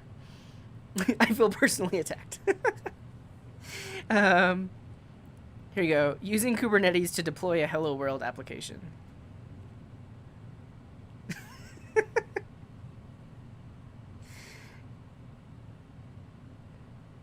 Wow. Cool. So this is funny. The joke here is that Kubernetes... So, I mean, you don't really even have to understand what Kubernetes is. Understand that Kubernetes is a tool that DevOps people use. Hello World is the program that programmers usually write when they're first starting programming. So it's like using a super highly powered professional thing for doing a very simple task. And that's what's happening in this picture. We're using a what is this called? Like a crane claw thingy to just brush it? Yeah, I don't know. That's the joke. All right, that was fun. I'm going to take a 10-minute break.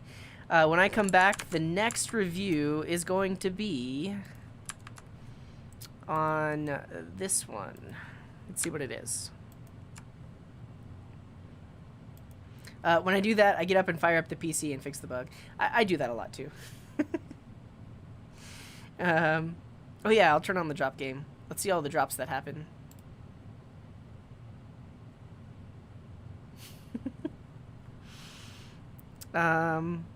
So the next one is from Christopher Austin. And this is a movie search app. They use the OMDB API. Let's see if it's still working and deployed.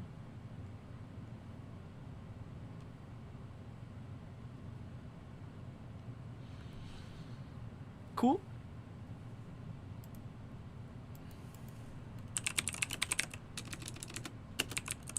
Star Wars, not Start Wars.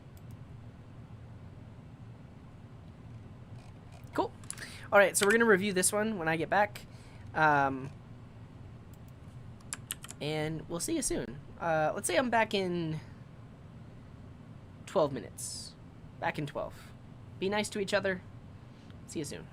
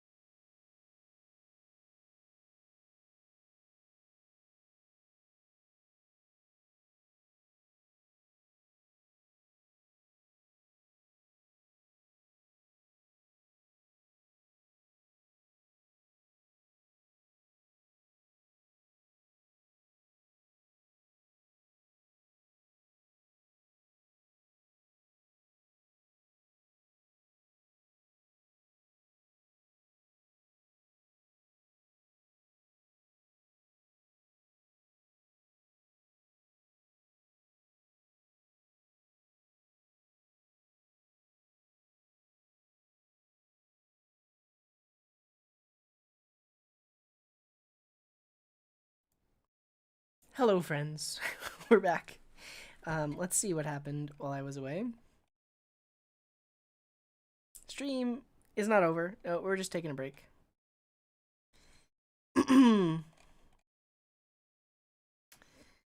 Is this a free code review channel? Not quite. I mean, sort of. Right now, and the point of this stream is this particular project, the Seedling School project. So about 2 months ago, I created these requirements for a project live on stream. And the idea is anyone can go to this repo, read these requirements for a project, and build a project that fits those requirements. And it potentially is like a portfolio piece for you as a front-end developer or something like that. And they're in the README.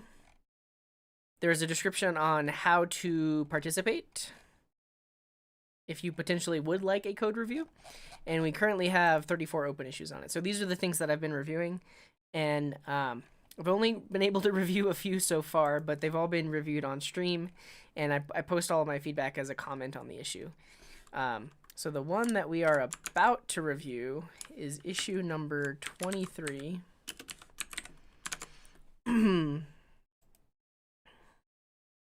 Which is this one. And so we'll do that. So yeah, I mean, technically, if you did this project and opened an issue, eventually I could give a code review. But yeah. And if you go on my YouTube channel, you can see the past live streams where I was reviewing projects. And you can see streams where I edited lessons to help people work on a project like this if you're new to some of these concepts. Let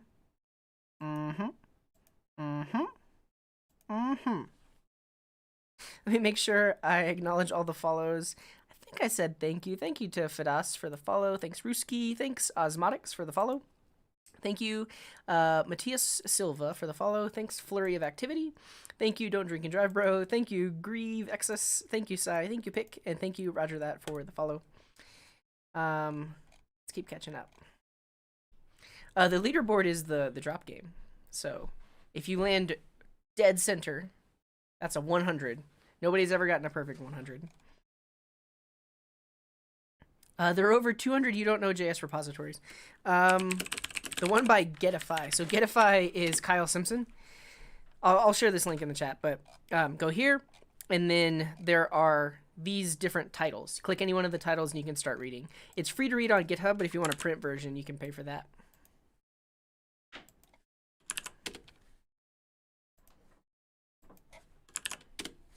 There you go.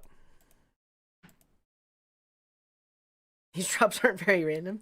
It could be that you're waiting the exact amount of time to submit your drop from the previous drop, which creates the same random vector somehow. I don't really know.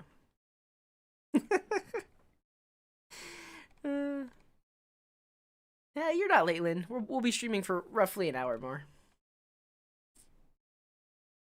Yeah, that's true. Yeah, there really isn't an algorithm. It's just math.random. It's a random x velocity and a random y velocity. Hello, hello, hello, hello, hello. Yeah, it happens. Oh, Alka got knocked again.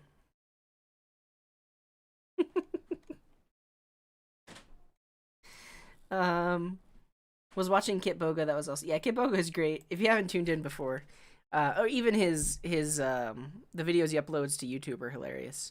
But he scams scammers. Make sure I'm muted. Is he live right now? Yeah, he's still live. He's 5,000 people watching. Oh, is he playing a game?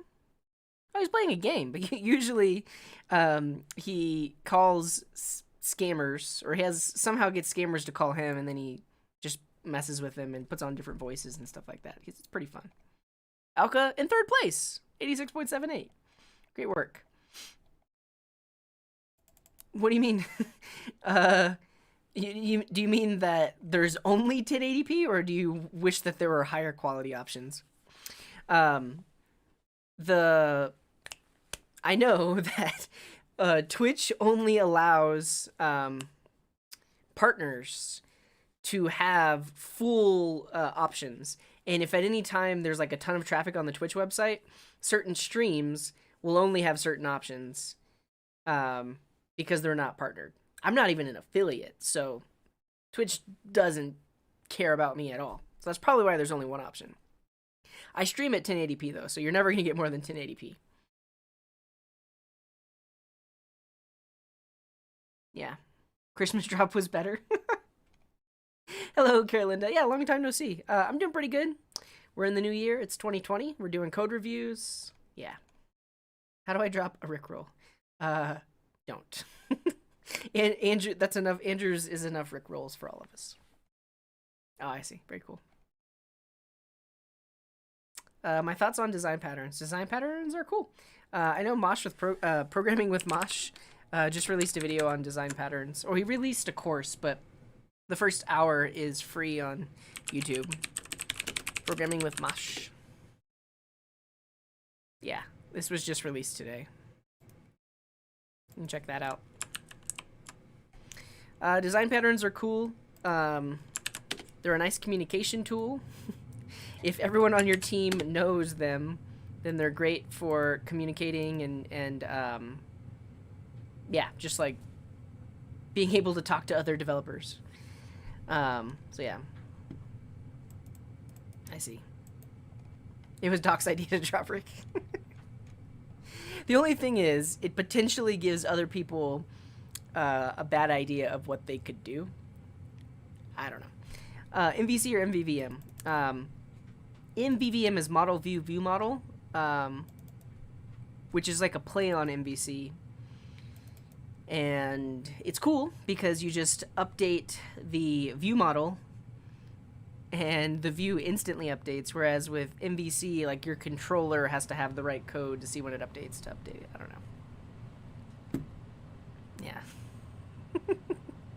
MVC.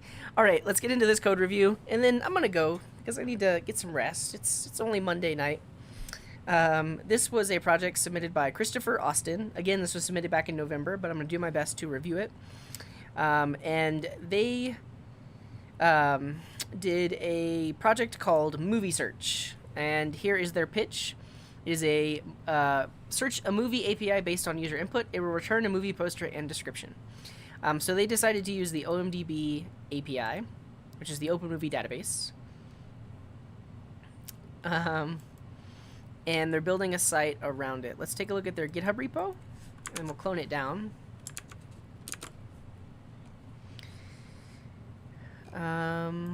Let's see. And I think they did totally vanilla HTML, CSS, JavaScript. I don't think they did anything extra. Let's see. No third-party libraries. They did use the Semantic UI CSS framework. Cool. Let's get into it.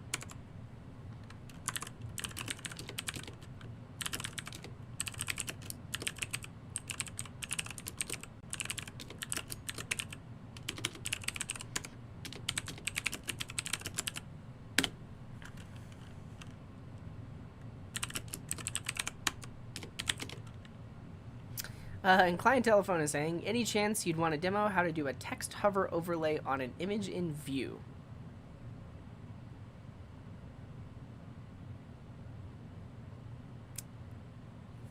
I could, but should I? It'd be a fun little coding challenge. I don't know. Remind me when I'm done with this, and I'll see if I have the energy to code it. Interesting. They have a PHP file. What's that about? Oh, they were trying to get it to deploy. I see. So they deployed to Heroku, and then they just used the PHP build pack to get it to actually deploy to Heroku. I see, I see. Okay.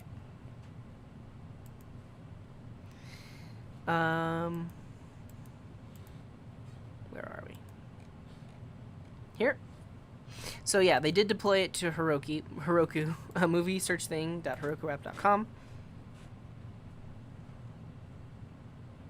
Okay, I'm gonna try and also run it locally, because there could be issues that are happening with Heroku. So I'm gonna use Light Server, which is a just a local dev server, and instead of index.html, they named it home.html, which is totally fine. We just have to go to it directly. Here we go. No errors in the dev console. And we're going to start off with the UI review. So let's get our, we'll copy the code review checklist as well.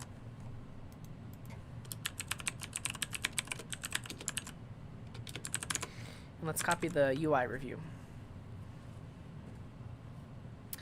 I came up with the name because I was looking for just a theme. And I looked on what domains were available.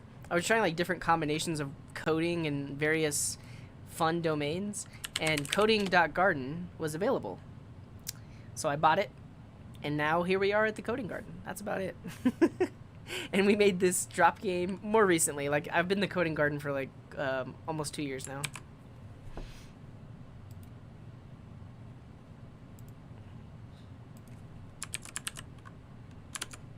Gardens are cool.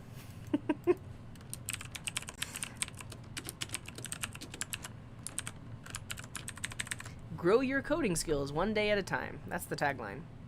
All right, let's do a UI review. We'll look at, oh yeah, and Daniel Garden. I think, is that your real last name? I think, yeah.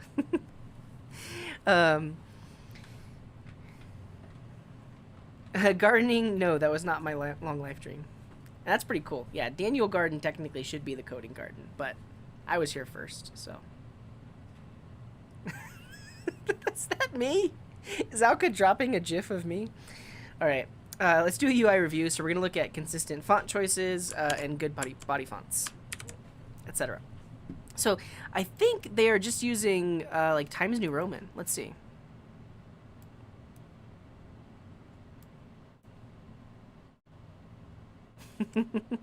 See you later, Sergio. Thanks for hanging out with us. Have a good night.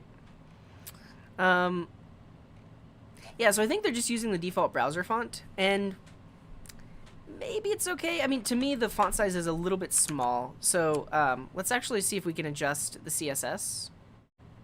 So we look at style.css. Let's make it sans serif. Font family. Let's see what that does to it. So it does that. Is it easier to read? I think so. I don't really like serif fonts. I think technically serif fonts are supposed to be easier to read. So it's one thing you could do.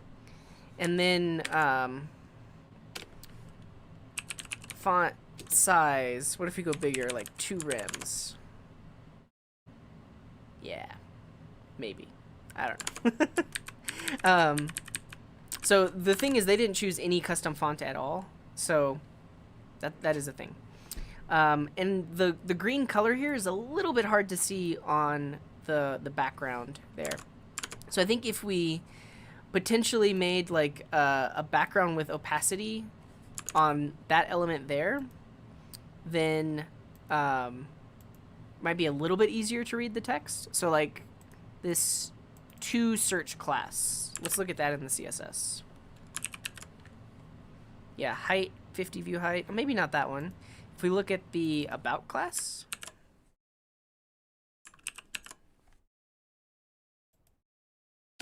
what if we did background RGBA 0.5? So it's black, but with some opacity. It's a little bit easier to read. We could style this to make it have a little bit of padding and take things up, take up more upper and bottom space. It's just that the green is a little bit hard to see on the red background. They could potentially try a white font.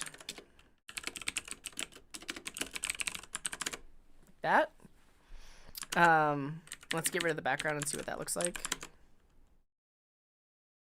To me, white actually looks a little bit easier to read. It could be that I'm like almost red-green colorblind, but that's something to think about.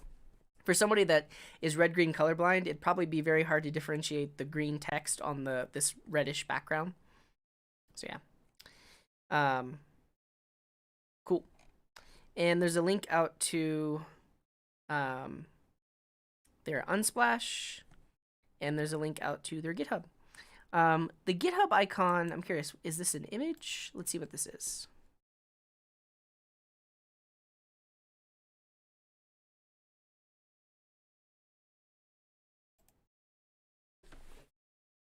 take a quick stretch. Yo, Greg, what's up? Do I have any videos on coding a backend with authorization? Yeah. So, depending on what level of video you would like. So, if you look on coding.garden/videos and check out Noob Quest, I believe. Yeah, so there's an entire video series I did where I paired with a complete and total noob. We talked about all the concepts in auth, and we implemented auth in a backend from scratch. We implemented a backend as well with like basic list and get and add and update. So you can check out this auth from scratch noobs playlist. If you look on my channel, it is there somewhere. This one, New Quest, auth from scratch. That said, it's several videos. there are how many? Yeah, there are at least 5 or 6 videos, and there's some videos we did after that, and they're all several hours long. So you can check that out, but it is a very long playlist. I do have another playlist where it's not for total noobs. It's for people that are somewhat familiar with Node and Express. And I'll show you that one as well. And really, I kind of want to redo it. So I need to make a more updated version because that one is about 2 years old. All the concepts still apply. I would just like to update it with things like arrow functions and const and let and stuff like that. But that is... which one? So many streams. There is an auth playlist. If you just search for Coding Garden auth. This one. And there's a playlist somewhere.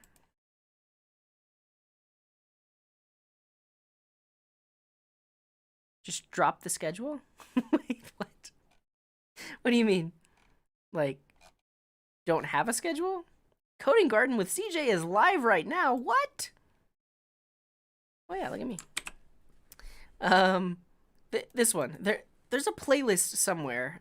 I guess if you go to my channel and then click on playlists, there is. Let's see.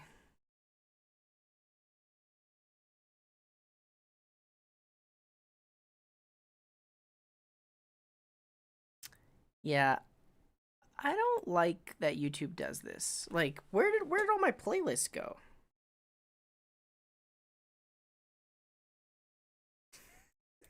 Oh, I see. Just do auth. I guess I could. And thanks for the follow, Joe Call. Yeah, I could show it with Passport. Well, actually, I would probably use Grant. That's the other thing. So Grant is the more modern one, I guess. It supports a ton more providers, and it's all just built in. Whereas Passport, like, there's a separate Passport package for every single one you want to use. Yeah. Created playlist. Oh, I have to click it? Oh, and that loads a separate page. Oh, that's so lame. Okay. Here it is. View the full playlist. You can see some unlisted videos there. That was from back when I was a teacher. Here it is. Here's the auth playlist. This is the one I was thinking of redoing and updating. All right, back to what we were doing. Code reviews. And did I miss anything else? And hello, Tom. I don't know if I said hello, but hello.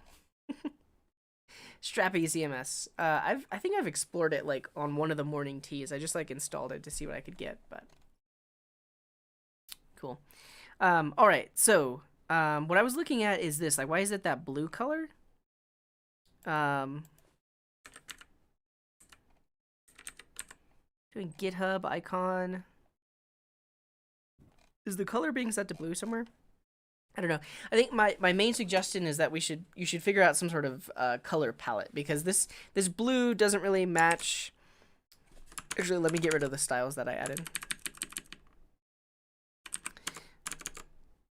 So like this blue doesn't really match this green. You could potentially choose a different color for the body font, but check out coolors.co. So this is a nice little website for generating color palettes. And so it basically creates a color scheme with complementary colors. So you just press the spacebar and it will randomize it. Let's see if we can find a decent color scheme. Like this might work. I kind of like this red. I kind of like this orange. So you can click lock on those. And then now when you press space, only these will generate, but they'll be complementary to the ones that you locked in. So I'm looking for like a lightish green color. That's kind of like too green, like an olive.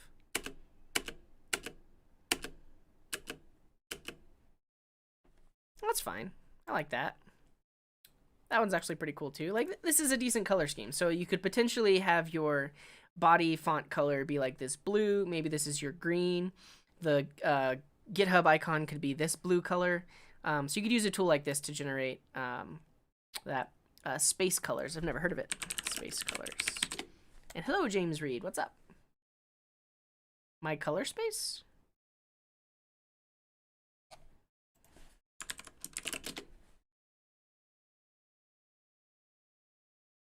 I don't see it.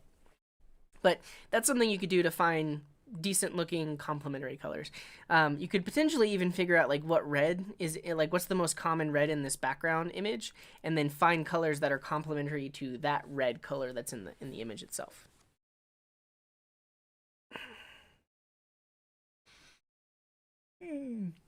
Yeah, and Greg is mentioning Passport. The Feathers.js is using Grant under the hood, which is where I learned about it. But it's pretty cool because they support a ton of different things, and it seems less finicky than Passport was. Okay, let's go into the site. So let me just real quick write my feedback.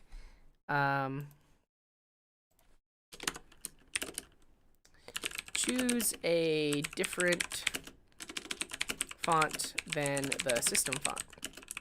Oh, no, sorry, than Times New Roman. And so if we did want to choose some fonts, fontpair.co is a good site to do this. Is it mycolor.space? Okay, I'll check that out. That's not it, is it? Where am I? Fontpair? That's the wrong website. What the heck? Did this domain expire? No! What happened to Fontpair?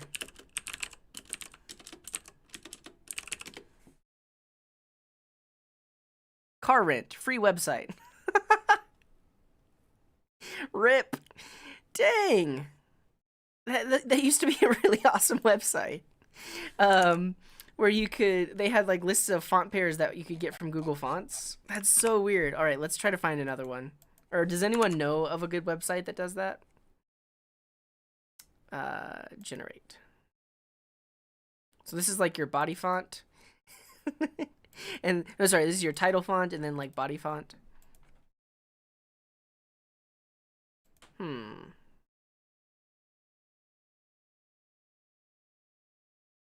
That's what I just tried, Daniel Garden. That's the one that turned into a car website. Fonts that go together, type.io.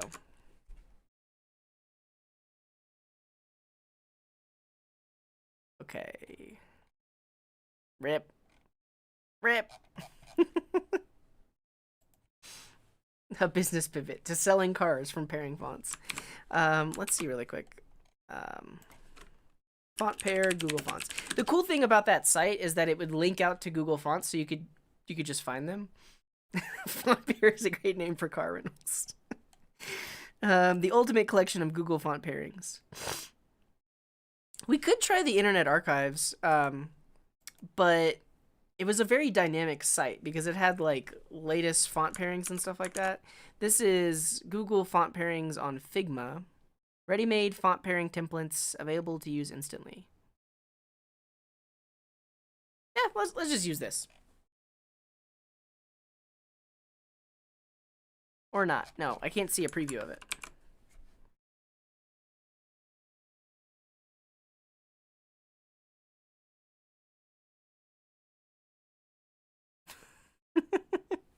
Okay, this should be fine. So this is the cabin font, I think. Or no. Is this Roboto? Yeah, so Roboto is being used as the title font, and cabin is being used as the body font. So this is nice. No, thank you. Let me keep scrolling. Oh, goodness. I liked that very first one. That one was cool. This is Roboto, Bold, and Laura. Let's go with this one. So, yeah, let's go to Roboto and Laura on Google Fonts. Domo arigato, Mr. Roboto. Does Grant support API keys? So the interesting thing about Grant is it's a very minimal library. So it actually doesn't directly implement getting like extra profile information. It just does the OAuth flow. But they have a separate package called Grant Profile, which can handle that. Grant itself, through the OAuth flow, you will get back like an authorization token and potentially a refresh token. Is that what you mean? I don't know. But we want to use Roboto. We want to use Roboto Bold. Let's add it. And then the other one we want is called Laura. L-O-R-A. Does it go across tabs? No. All right, so we have Laura. Let's search for Roboto. Add it. Cool. So now I have these two fonts. I can get this link tag, just add it to my page, and that will give me those fonts. So let's do it. So now in my home page, up at the top, let's just add. We're using semantic UI. I see. But we're going to add the fonts right there. And then we can see how we can actually use them. So here's what I'm going to do is for the body tag, we're going to set that to be Laura, like that. So now all body text is using the Laura font. And that looks decent. This is a little bit better than Times New Roman. I like that. And then what we could do is select all header elements and set it to be the Roboto font. And let's see. Yeah, the thing is, though, they're not necessarily using. Oh, there's an H1 and an H4. So here's what we can do. Let's say H1, H2, H3, H4, H5, H6, all use the Roboto font. And there we go. So now if it's a header, it uses Roboto, but if it's not, it uses Laura. It's one way to do it. You could individually target things and set their font as well, but this is nice. All right, I'm gonna add this same link to the other page, the movie page, page 2. Very good. Oh no, we don't want to put it before that.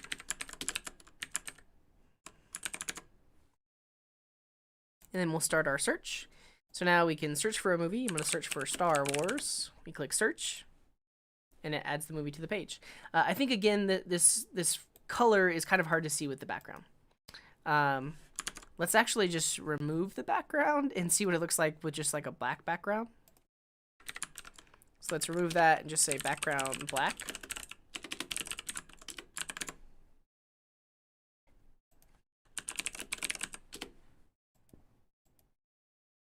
That's a little bit more readable without that image.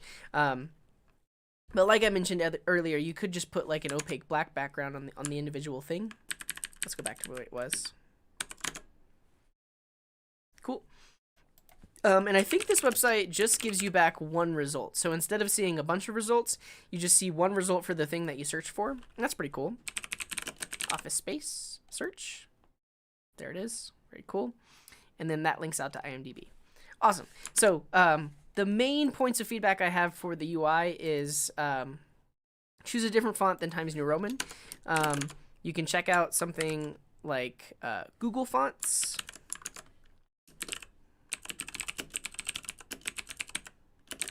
And font pairings.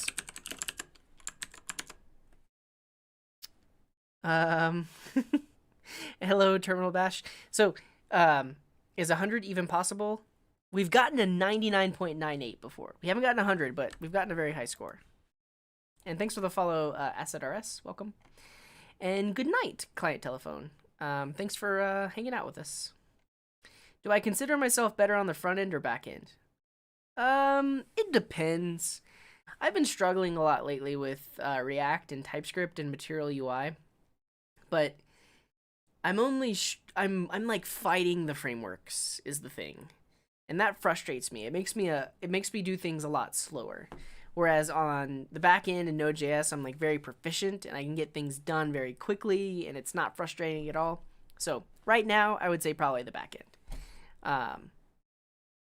But if I was using Vue instead of React, then maybe the front end. I don't know. Maybe a font that matches the old movie theater aesthetic. Yeah, that's a great idea. I'm not going to choose one, but for this person as feedback, that's definitely something you can look into. And you can check out these font pairings. And then I think Daniel Garden recommended FontJoy. We had clicked on it earlier. Yeah, FontJoy. It generates them, but I think it's using AI. I don't trust it. AI is fine, but instead of being like hand-picked, they're like AI generated pairings. So cool. I didn't see any loading indicators while the movie was loading. So you can see when I search for a movie, kind of nothing happened. Like the existing movie stays there. The Santa Claus. So I'll search for this, and then it just replaces the element there. So instead of showing like a loading spinner or something like that, it just replaces it. It would be nice if there was a loading spinner. It gives some feedback to the user of what's actually happening. Hello, Atul. Welcome. Yeah. Mainly, I just do full stack JavaScript, so I use node.js on the back end. Svelte, hello. Svelte is pretty cool. Oh, it looks like it just happened. Cool, thanks, Wally Oxen. Somebody might have like taken their domain if it expired. I don't know, but now it's a car rent website. Yeah, Alka, are you mentioning, or are you saying you should make a font pairing website? Or are you going to try the Seedling School project? I wonder if somebody took their domain. Oh, why not? ¿Por qué no los dos? And thanks for the follow, Kikarev. Oh, you meant Seedling School. Cool, yeah, you should do one.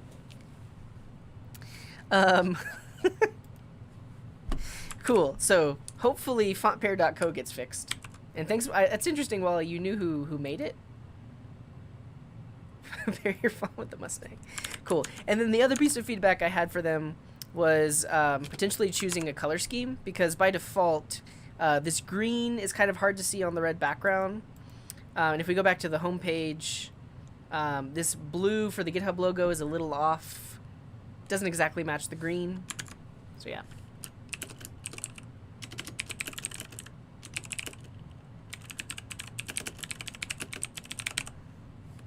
I always forget how to spell color palette. Palette? Palette?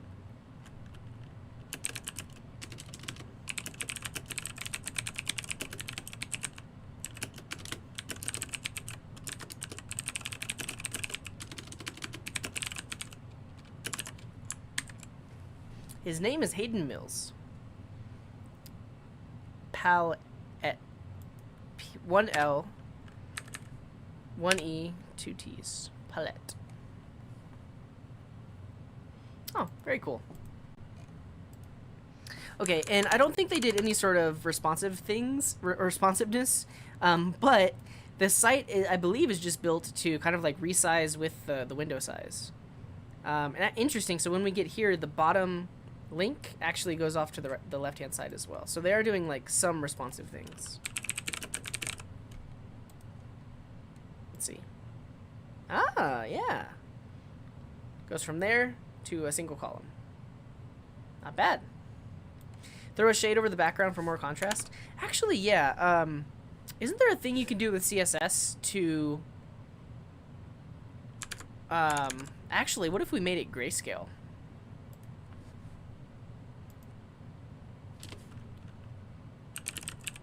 Background filter grayscale.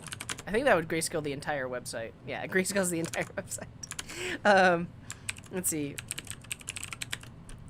CSS background image filter. Backdrop? Is that a CSS property? Backdrop filter.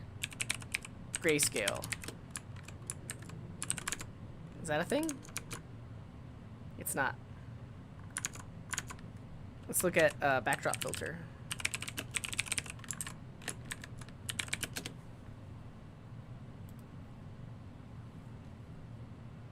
Oh. We could do 100% grayscale. Is it G-R-A-Y?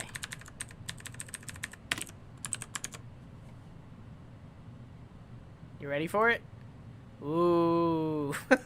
Wait, what? Why did it only do half the image? If I do 30%?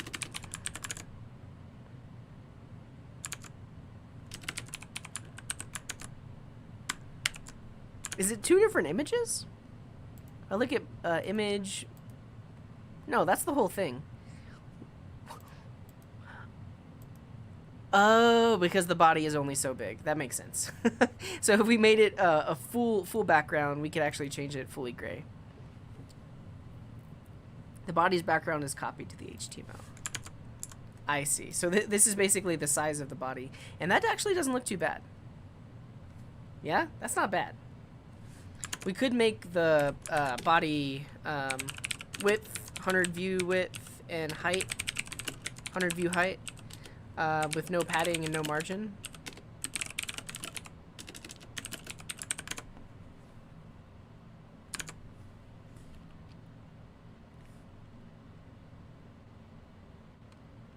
Let's just say overflow hidden, because there's some extra padding and stuff for other elements. That's decent. I mean, there's a lot more you could do to it for sure.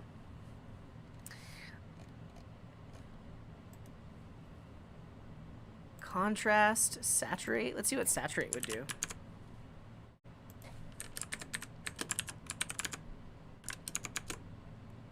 Huh. 1%. Nothing. 100%. It actually, like, brightens it up. I actually don't know what saturation does, but cool. All right. That was a fun exploration, but let's actually get into the code review. Oh, saturate 200%? Will that, like, posterize it? I kind of like that. That's pretty cool. Yeah. Hippo Viva, hello, is saying, could you use the Wave Web Accessibility Evaluation tool in Chrome to test for evaluate contrast? Ooh, let's do that, because that was one thing that I pointed out is the red background, potentially with the green text, might be hard for a lot of people to see. Let's see. We do audit.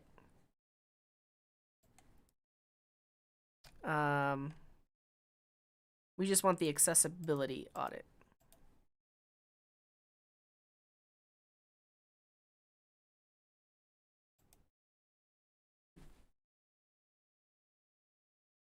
Get an 85. So do they tell us about contrast anyways? Background and foreground colors do not have a sufficient contrast ratio. Yeah.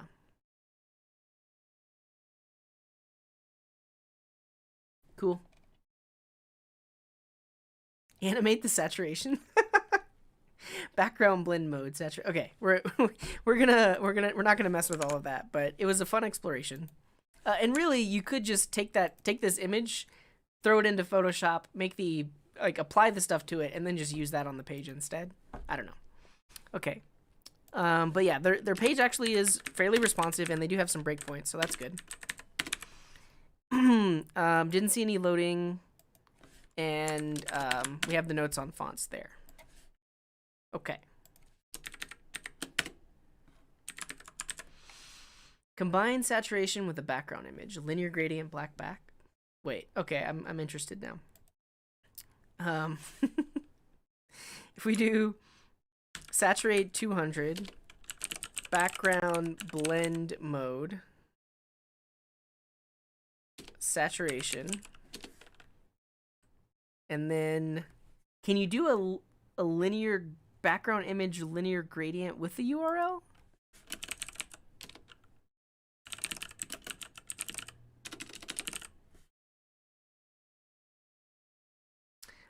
And hello Lagu, who's saying text content. Yeah, so basically anywhere we have text, we could add like a black background to it. We tried to do that a little bit earlier. Separate it by a comma. Okay.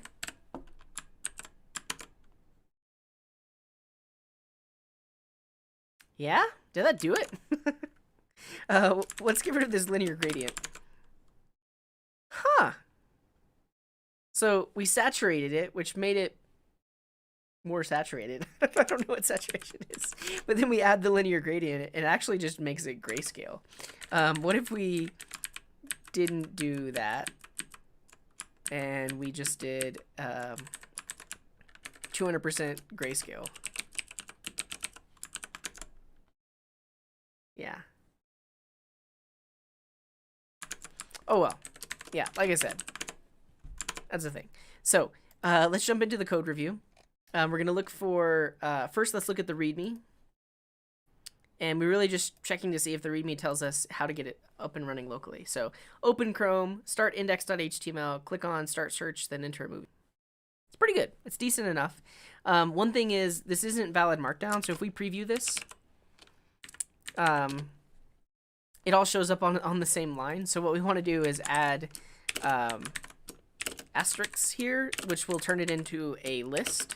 And so now when you preview it, it'll show up as a list, which is kind of what we're looking for. So I'll add that here.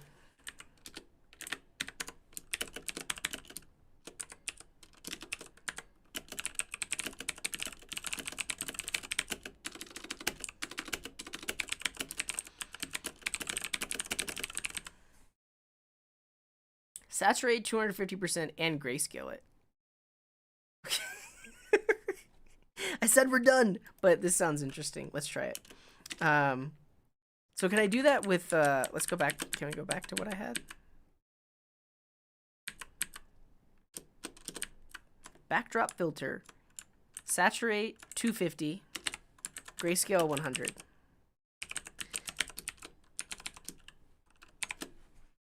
Background blend mode, saturation. Grayscale is just 10% saturate, is 0% saturation. Background blend mode, saturation. Gregarious. Well, I'm not going to do the linear gradient. Let me see what this does. Yeah. The saturation changes the image. 500. Oh. Looks cartoony. Okay. That's enough of that.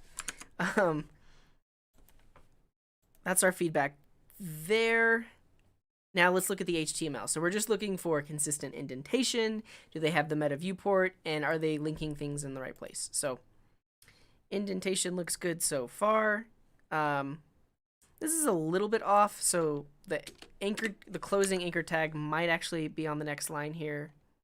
And with the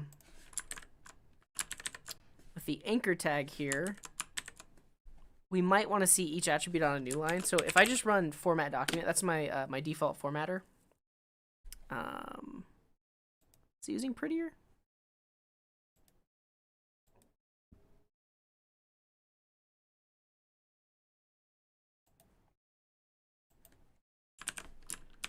Need to reload. Let's take a quick stretch.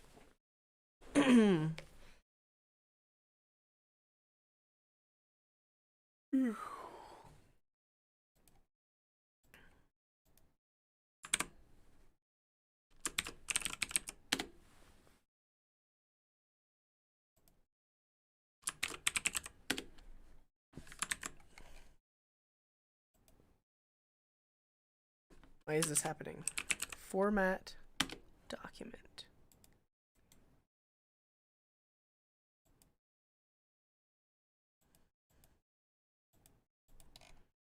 Can I choose the formatter? Do they have a prettier file? Oh well, I guess I can just do it manually, but what I was thinking is these attributes could each be on a separate line, like so. And then like the span is inside of the anchor tag. So there's a little bit of work that needs to be done on the indentation. Format document width. All right, so I could choose something like beautify. Is that how it does it? I do not like that. Format document with prettier? There we go. That did it, yeah. So you can see the way prettier does it is each of the attributes get put on a separate line, and then each nested element goes on the next line.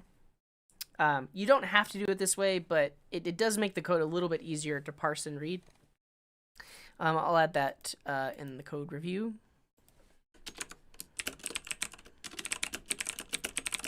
There are a few places where nested tags should be indented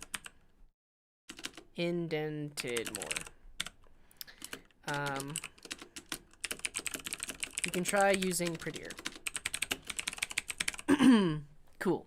So do they have the meta viewport tag? They do. This thing here, which makes it look decent on mobile devices by default. So it looks good. All their stuff is linked at the top, so they have the their style sheets that they added, and then any JavaScript is linked at the bottom, so that's good. I don't know if they had any place where they could actually use semantic tags. So got some divs. I guess technically this could have been like the header because it has the logo in it.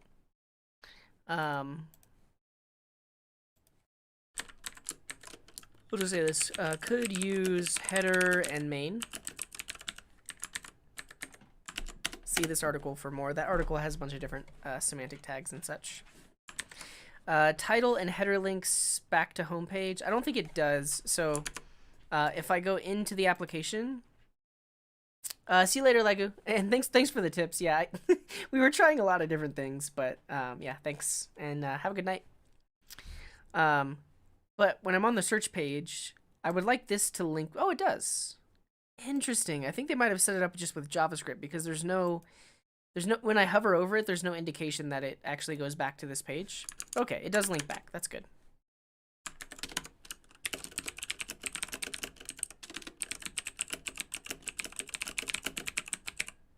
Get the cursor pointer when a user hovers.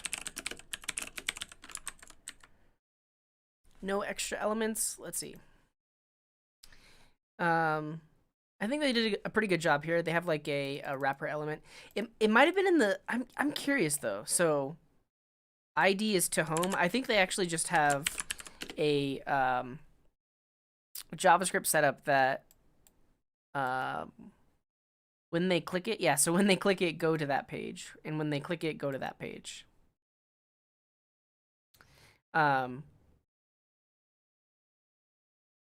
Instead of click handlers, I would use an anchor tag because I'll show you what happens. So if we set this to be instead of a p tag, well, we could make it a p tag. We're gonna get rid of that ID. We'll make this an anchor tag.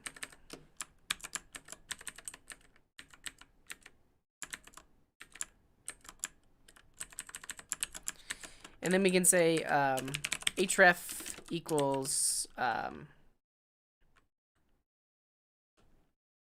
is it page2.html, I think?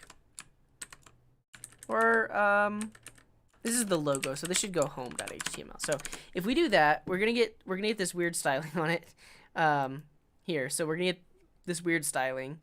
We can get rid of that. We could say this particular anchor tag. We can say text decoration none and color white. But that way, The main reason you would do that is you can see when you hover over an anchor tag, it changes the icon to be a pointer or cursor. So users know that they can actually click on it, versus just not having any visual feedback about like when they hover over, like this. That said, we could go in the CSS and the to home element. See if that's anywhere. Yeah, it's well. There is no class to home. It's just an ID. But could do this. We could say the thing with ID to home has cursor of pointer, and now when they hover over it, even though it's not a link, we still see the icon there. But that's also not good for accessibility, because a screen reader might not know that they can click this to go back to a certain page. So that's something to think about.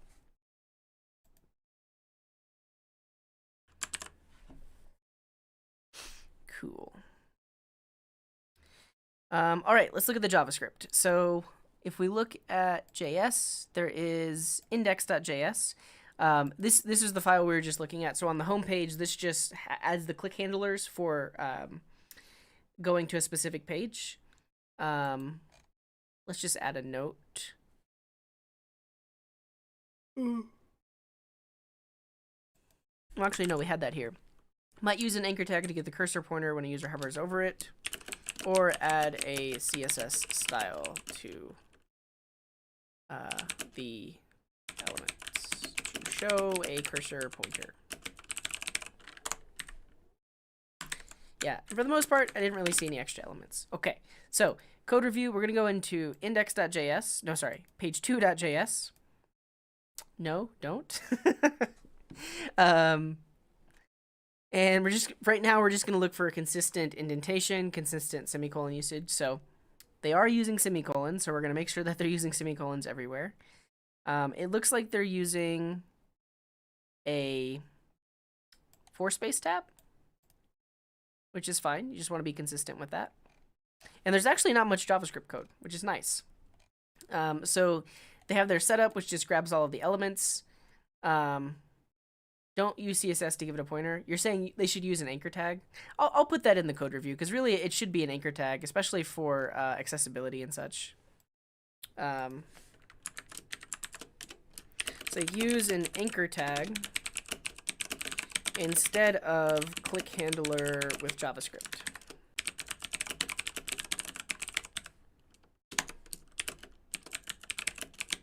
Anchor tag is better for accessibility.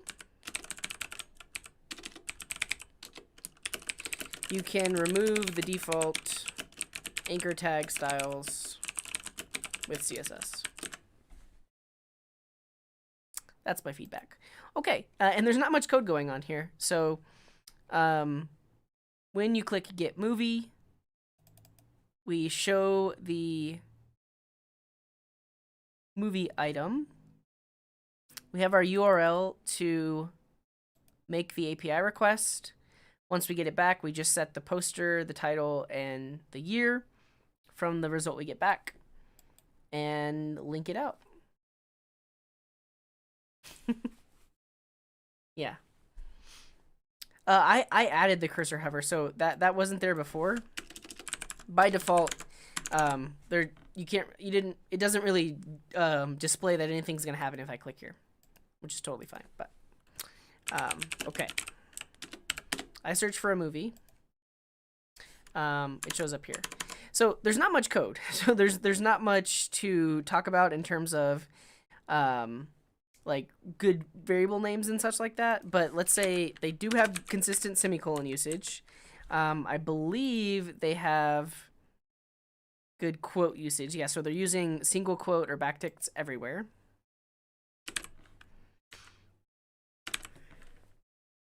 They're using a 4-space tab. That looks good. Cool. Good max line length. And let's look at the function names. So we called this get movie. It's exactly what it is and exactly what it does. That's fine with me. Yeah. Looks good. And I believe, did they put...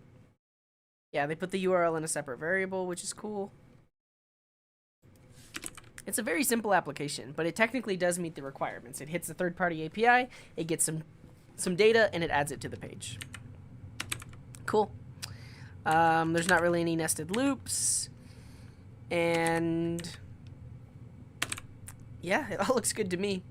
Let's think, I mean, earlier we showed how we could refactor this to async await. One potential refactor I'll show right here is instead of saying data.search at 0 multiple times, we could put that in a variable. So we could say something like movie equals data.search at 0, and then reuse that variable everywhere we're saying data search at 0. So we can just say movie like that. It cleans it up just a little bit. The other thing is if there are no results, what happens? So if I search for this, we still add it to the page, but there actually isn't a result. So we probably want to check that. Yeah, and Andrew has a good point. We could use destructuring as well. And thanks for the follow, JVS12. Accessing an undefined array element. Yep, that's exactly what's happening. So we searched for something, there was no results, and then we tried to access it anyways.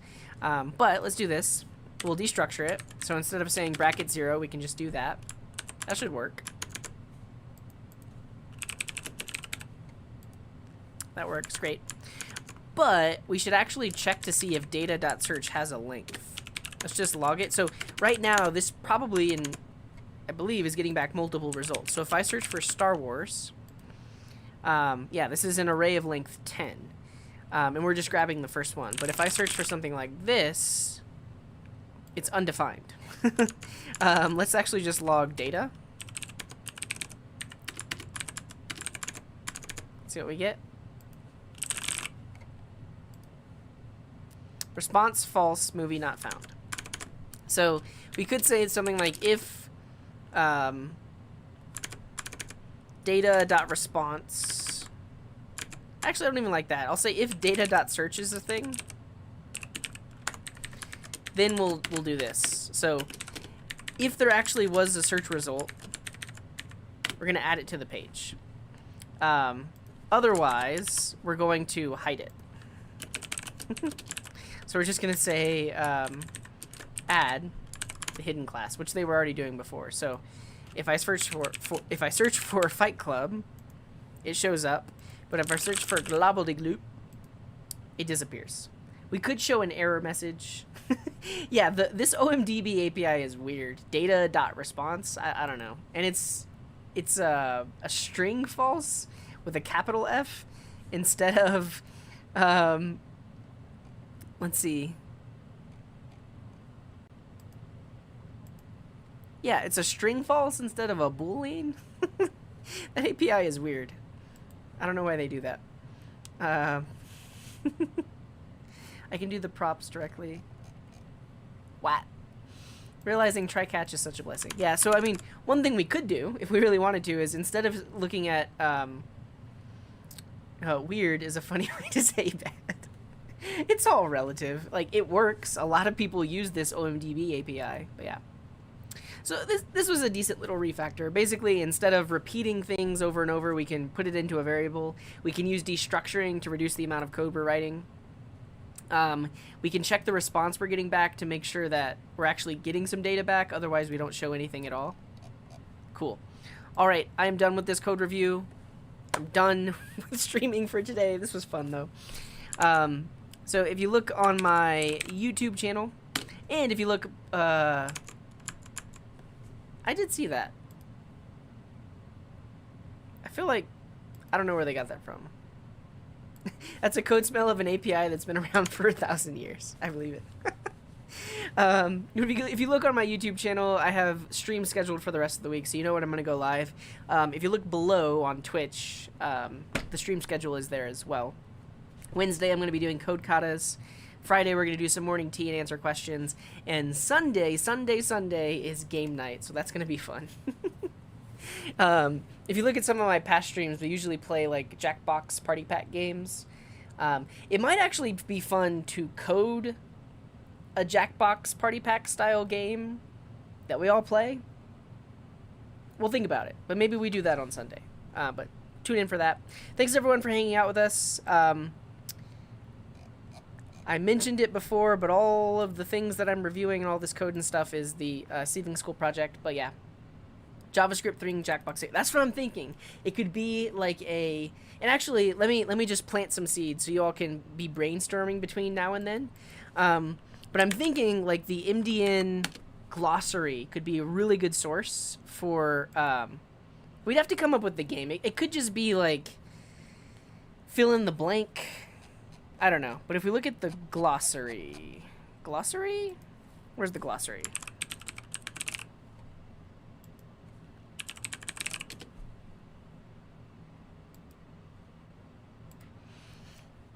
There are so many terms in here. Tons and tons of terms. But you could click any one of these terms, like course, and basically like hide the word itself, and then you have to fill in the blank. It could be the fastest person to submit the correct answer, or you just have to come up with funny words to replace it. Slowly reveal the definition word by word. But one thing I would do is replace it in the text here. Let's see. So ID is wiki article. So grab the element with the ID wiki article, and set its inner HTML to be its own inner HTML, and you replace the word itself, in this case course,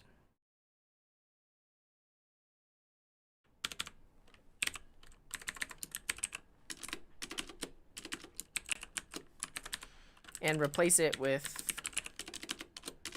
let's say, core, no, that repeated that dot length times.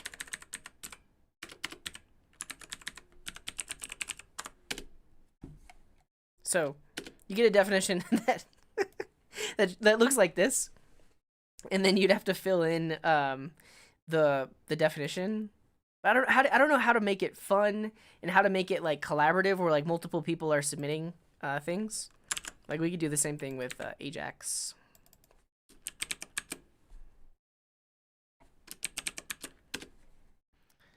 So asynchronous JavaScript and XML, also known as this, is a programming practice of building more complex... Yeah, I don't know.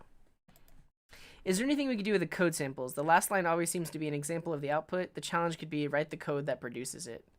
Interesting. I don't want to make it too programmer heavy, though, because then you could really only play if you knew how to write JavaScript. It could also just... If it's more of a coding trivia game, it's more accessible to beginners that may not know how to code. And that said, that could be, it might be very hard to find code samples where we can like work backwards from. I don't know. But I don't know. Think on it. Potentially we'll do something like that on Sunday. I have a feeling this source of glossary words could make some game of some kind. I mean, we could even make like multiplayer Hangman or something like that. I don't know. Regardless, I'm gonna go. Let's raid someone. So if you're watching on YouTube, head over to twitch.tv/codinggarden. Here is the link for you. Yeah, there it is. Head there. We're gonna do a good old-fashioned raid. Looks like Bob's Paradox is streaming. Bob's Paradox is a mod on the Coding Garden. I've watched him before. It's definitely not family friendly.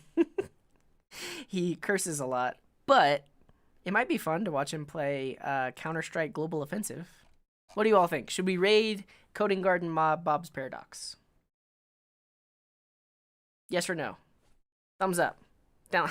Thumbs up. Thumbs down. You're welcome, Glaros. You're welcome, Shiny Coffin. Thanks for hanging out with us. Let's do it. We're gonna raid Bob. Okay. So here's what you do. And actually, Alka, can you help us out with that raid message?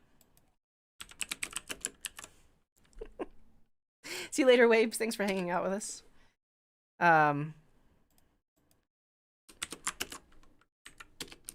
And I would turn your volume down because sometimes Bob gets mad at his game and he yells really loud. So don't say I didn't warn you. Just be prepared for loud profanities. And the game is loud. I don't know. Copy and paste our raid message there. We're gonna go hang out with Bob. And thanks for hanging out with us. So wherever you are in the world, have a wonderful morning, afternoon, evening, or night. And until next time, here's this.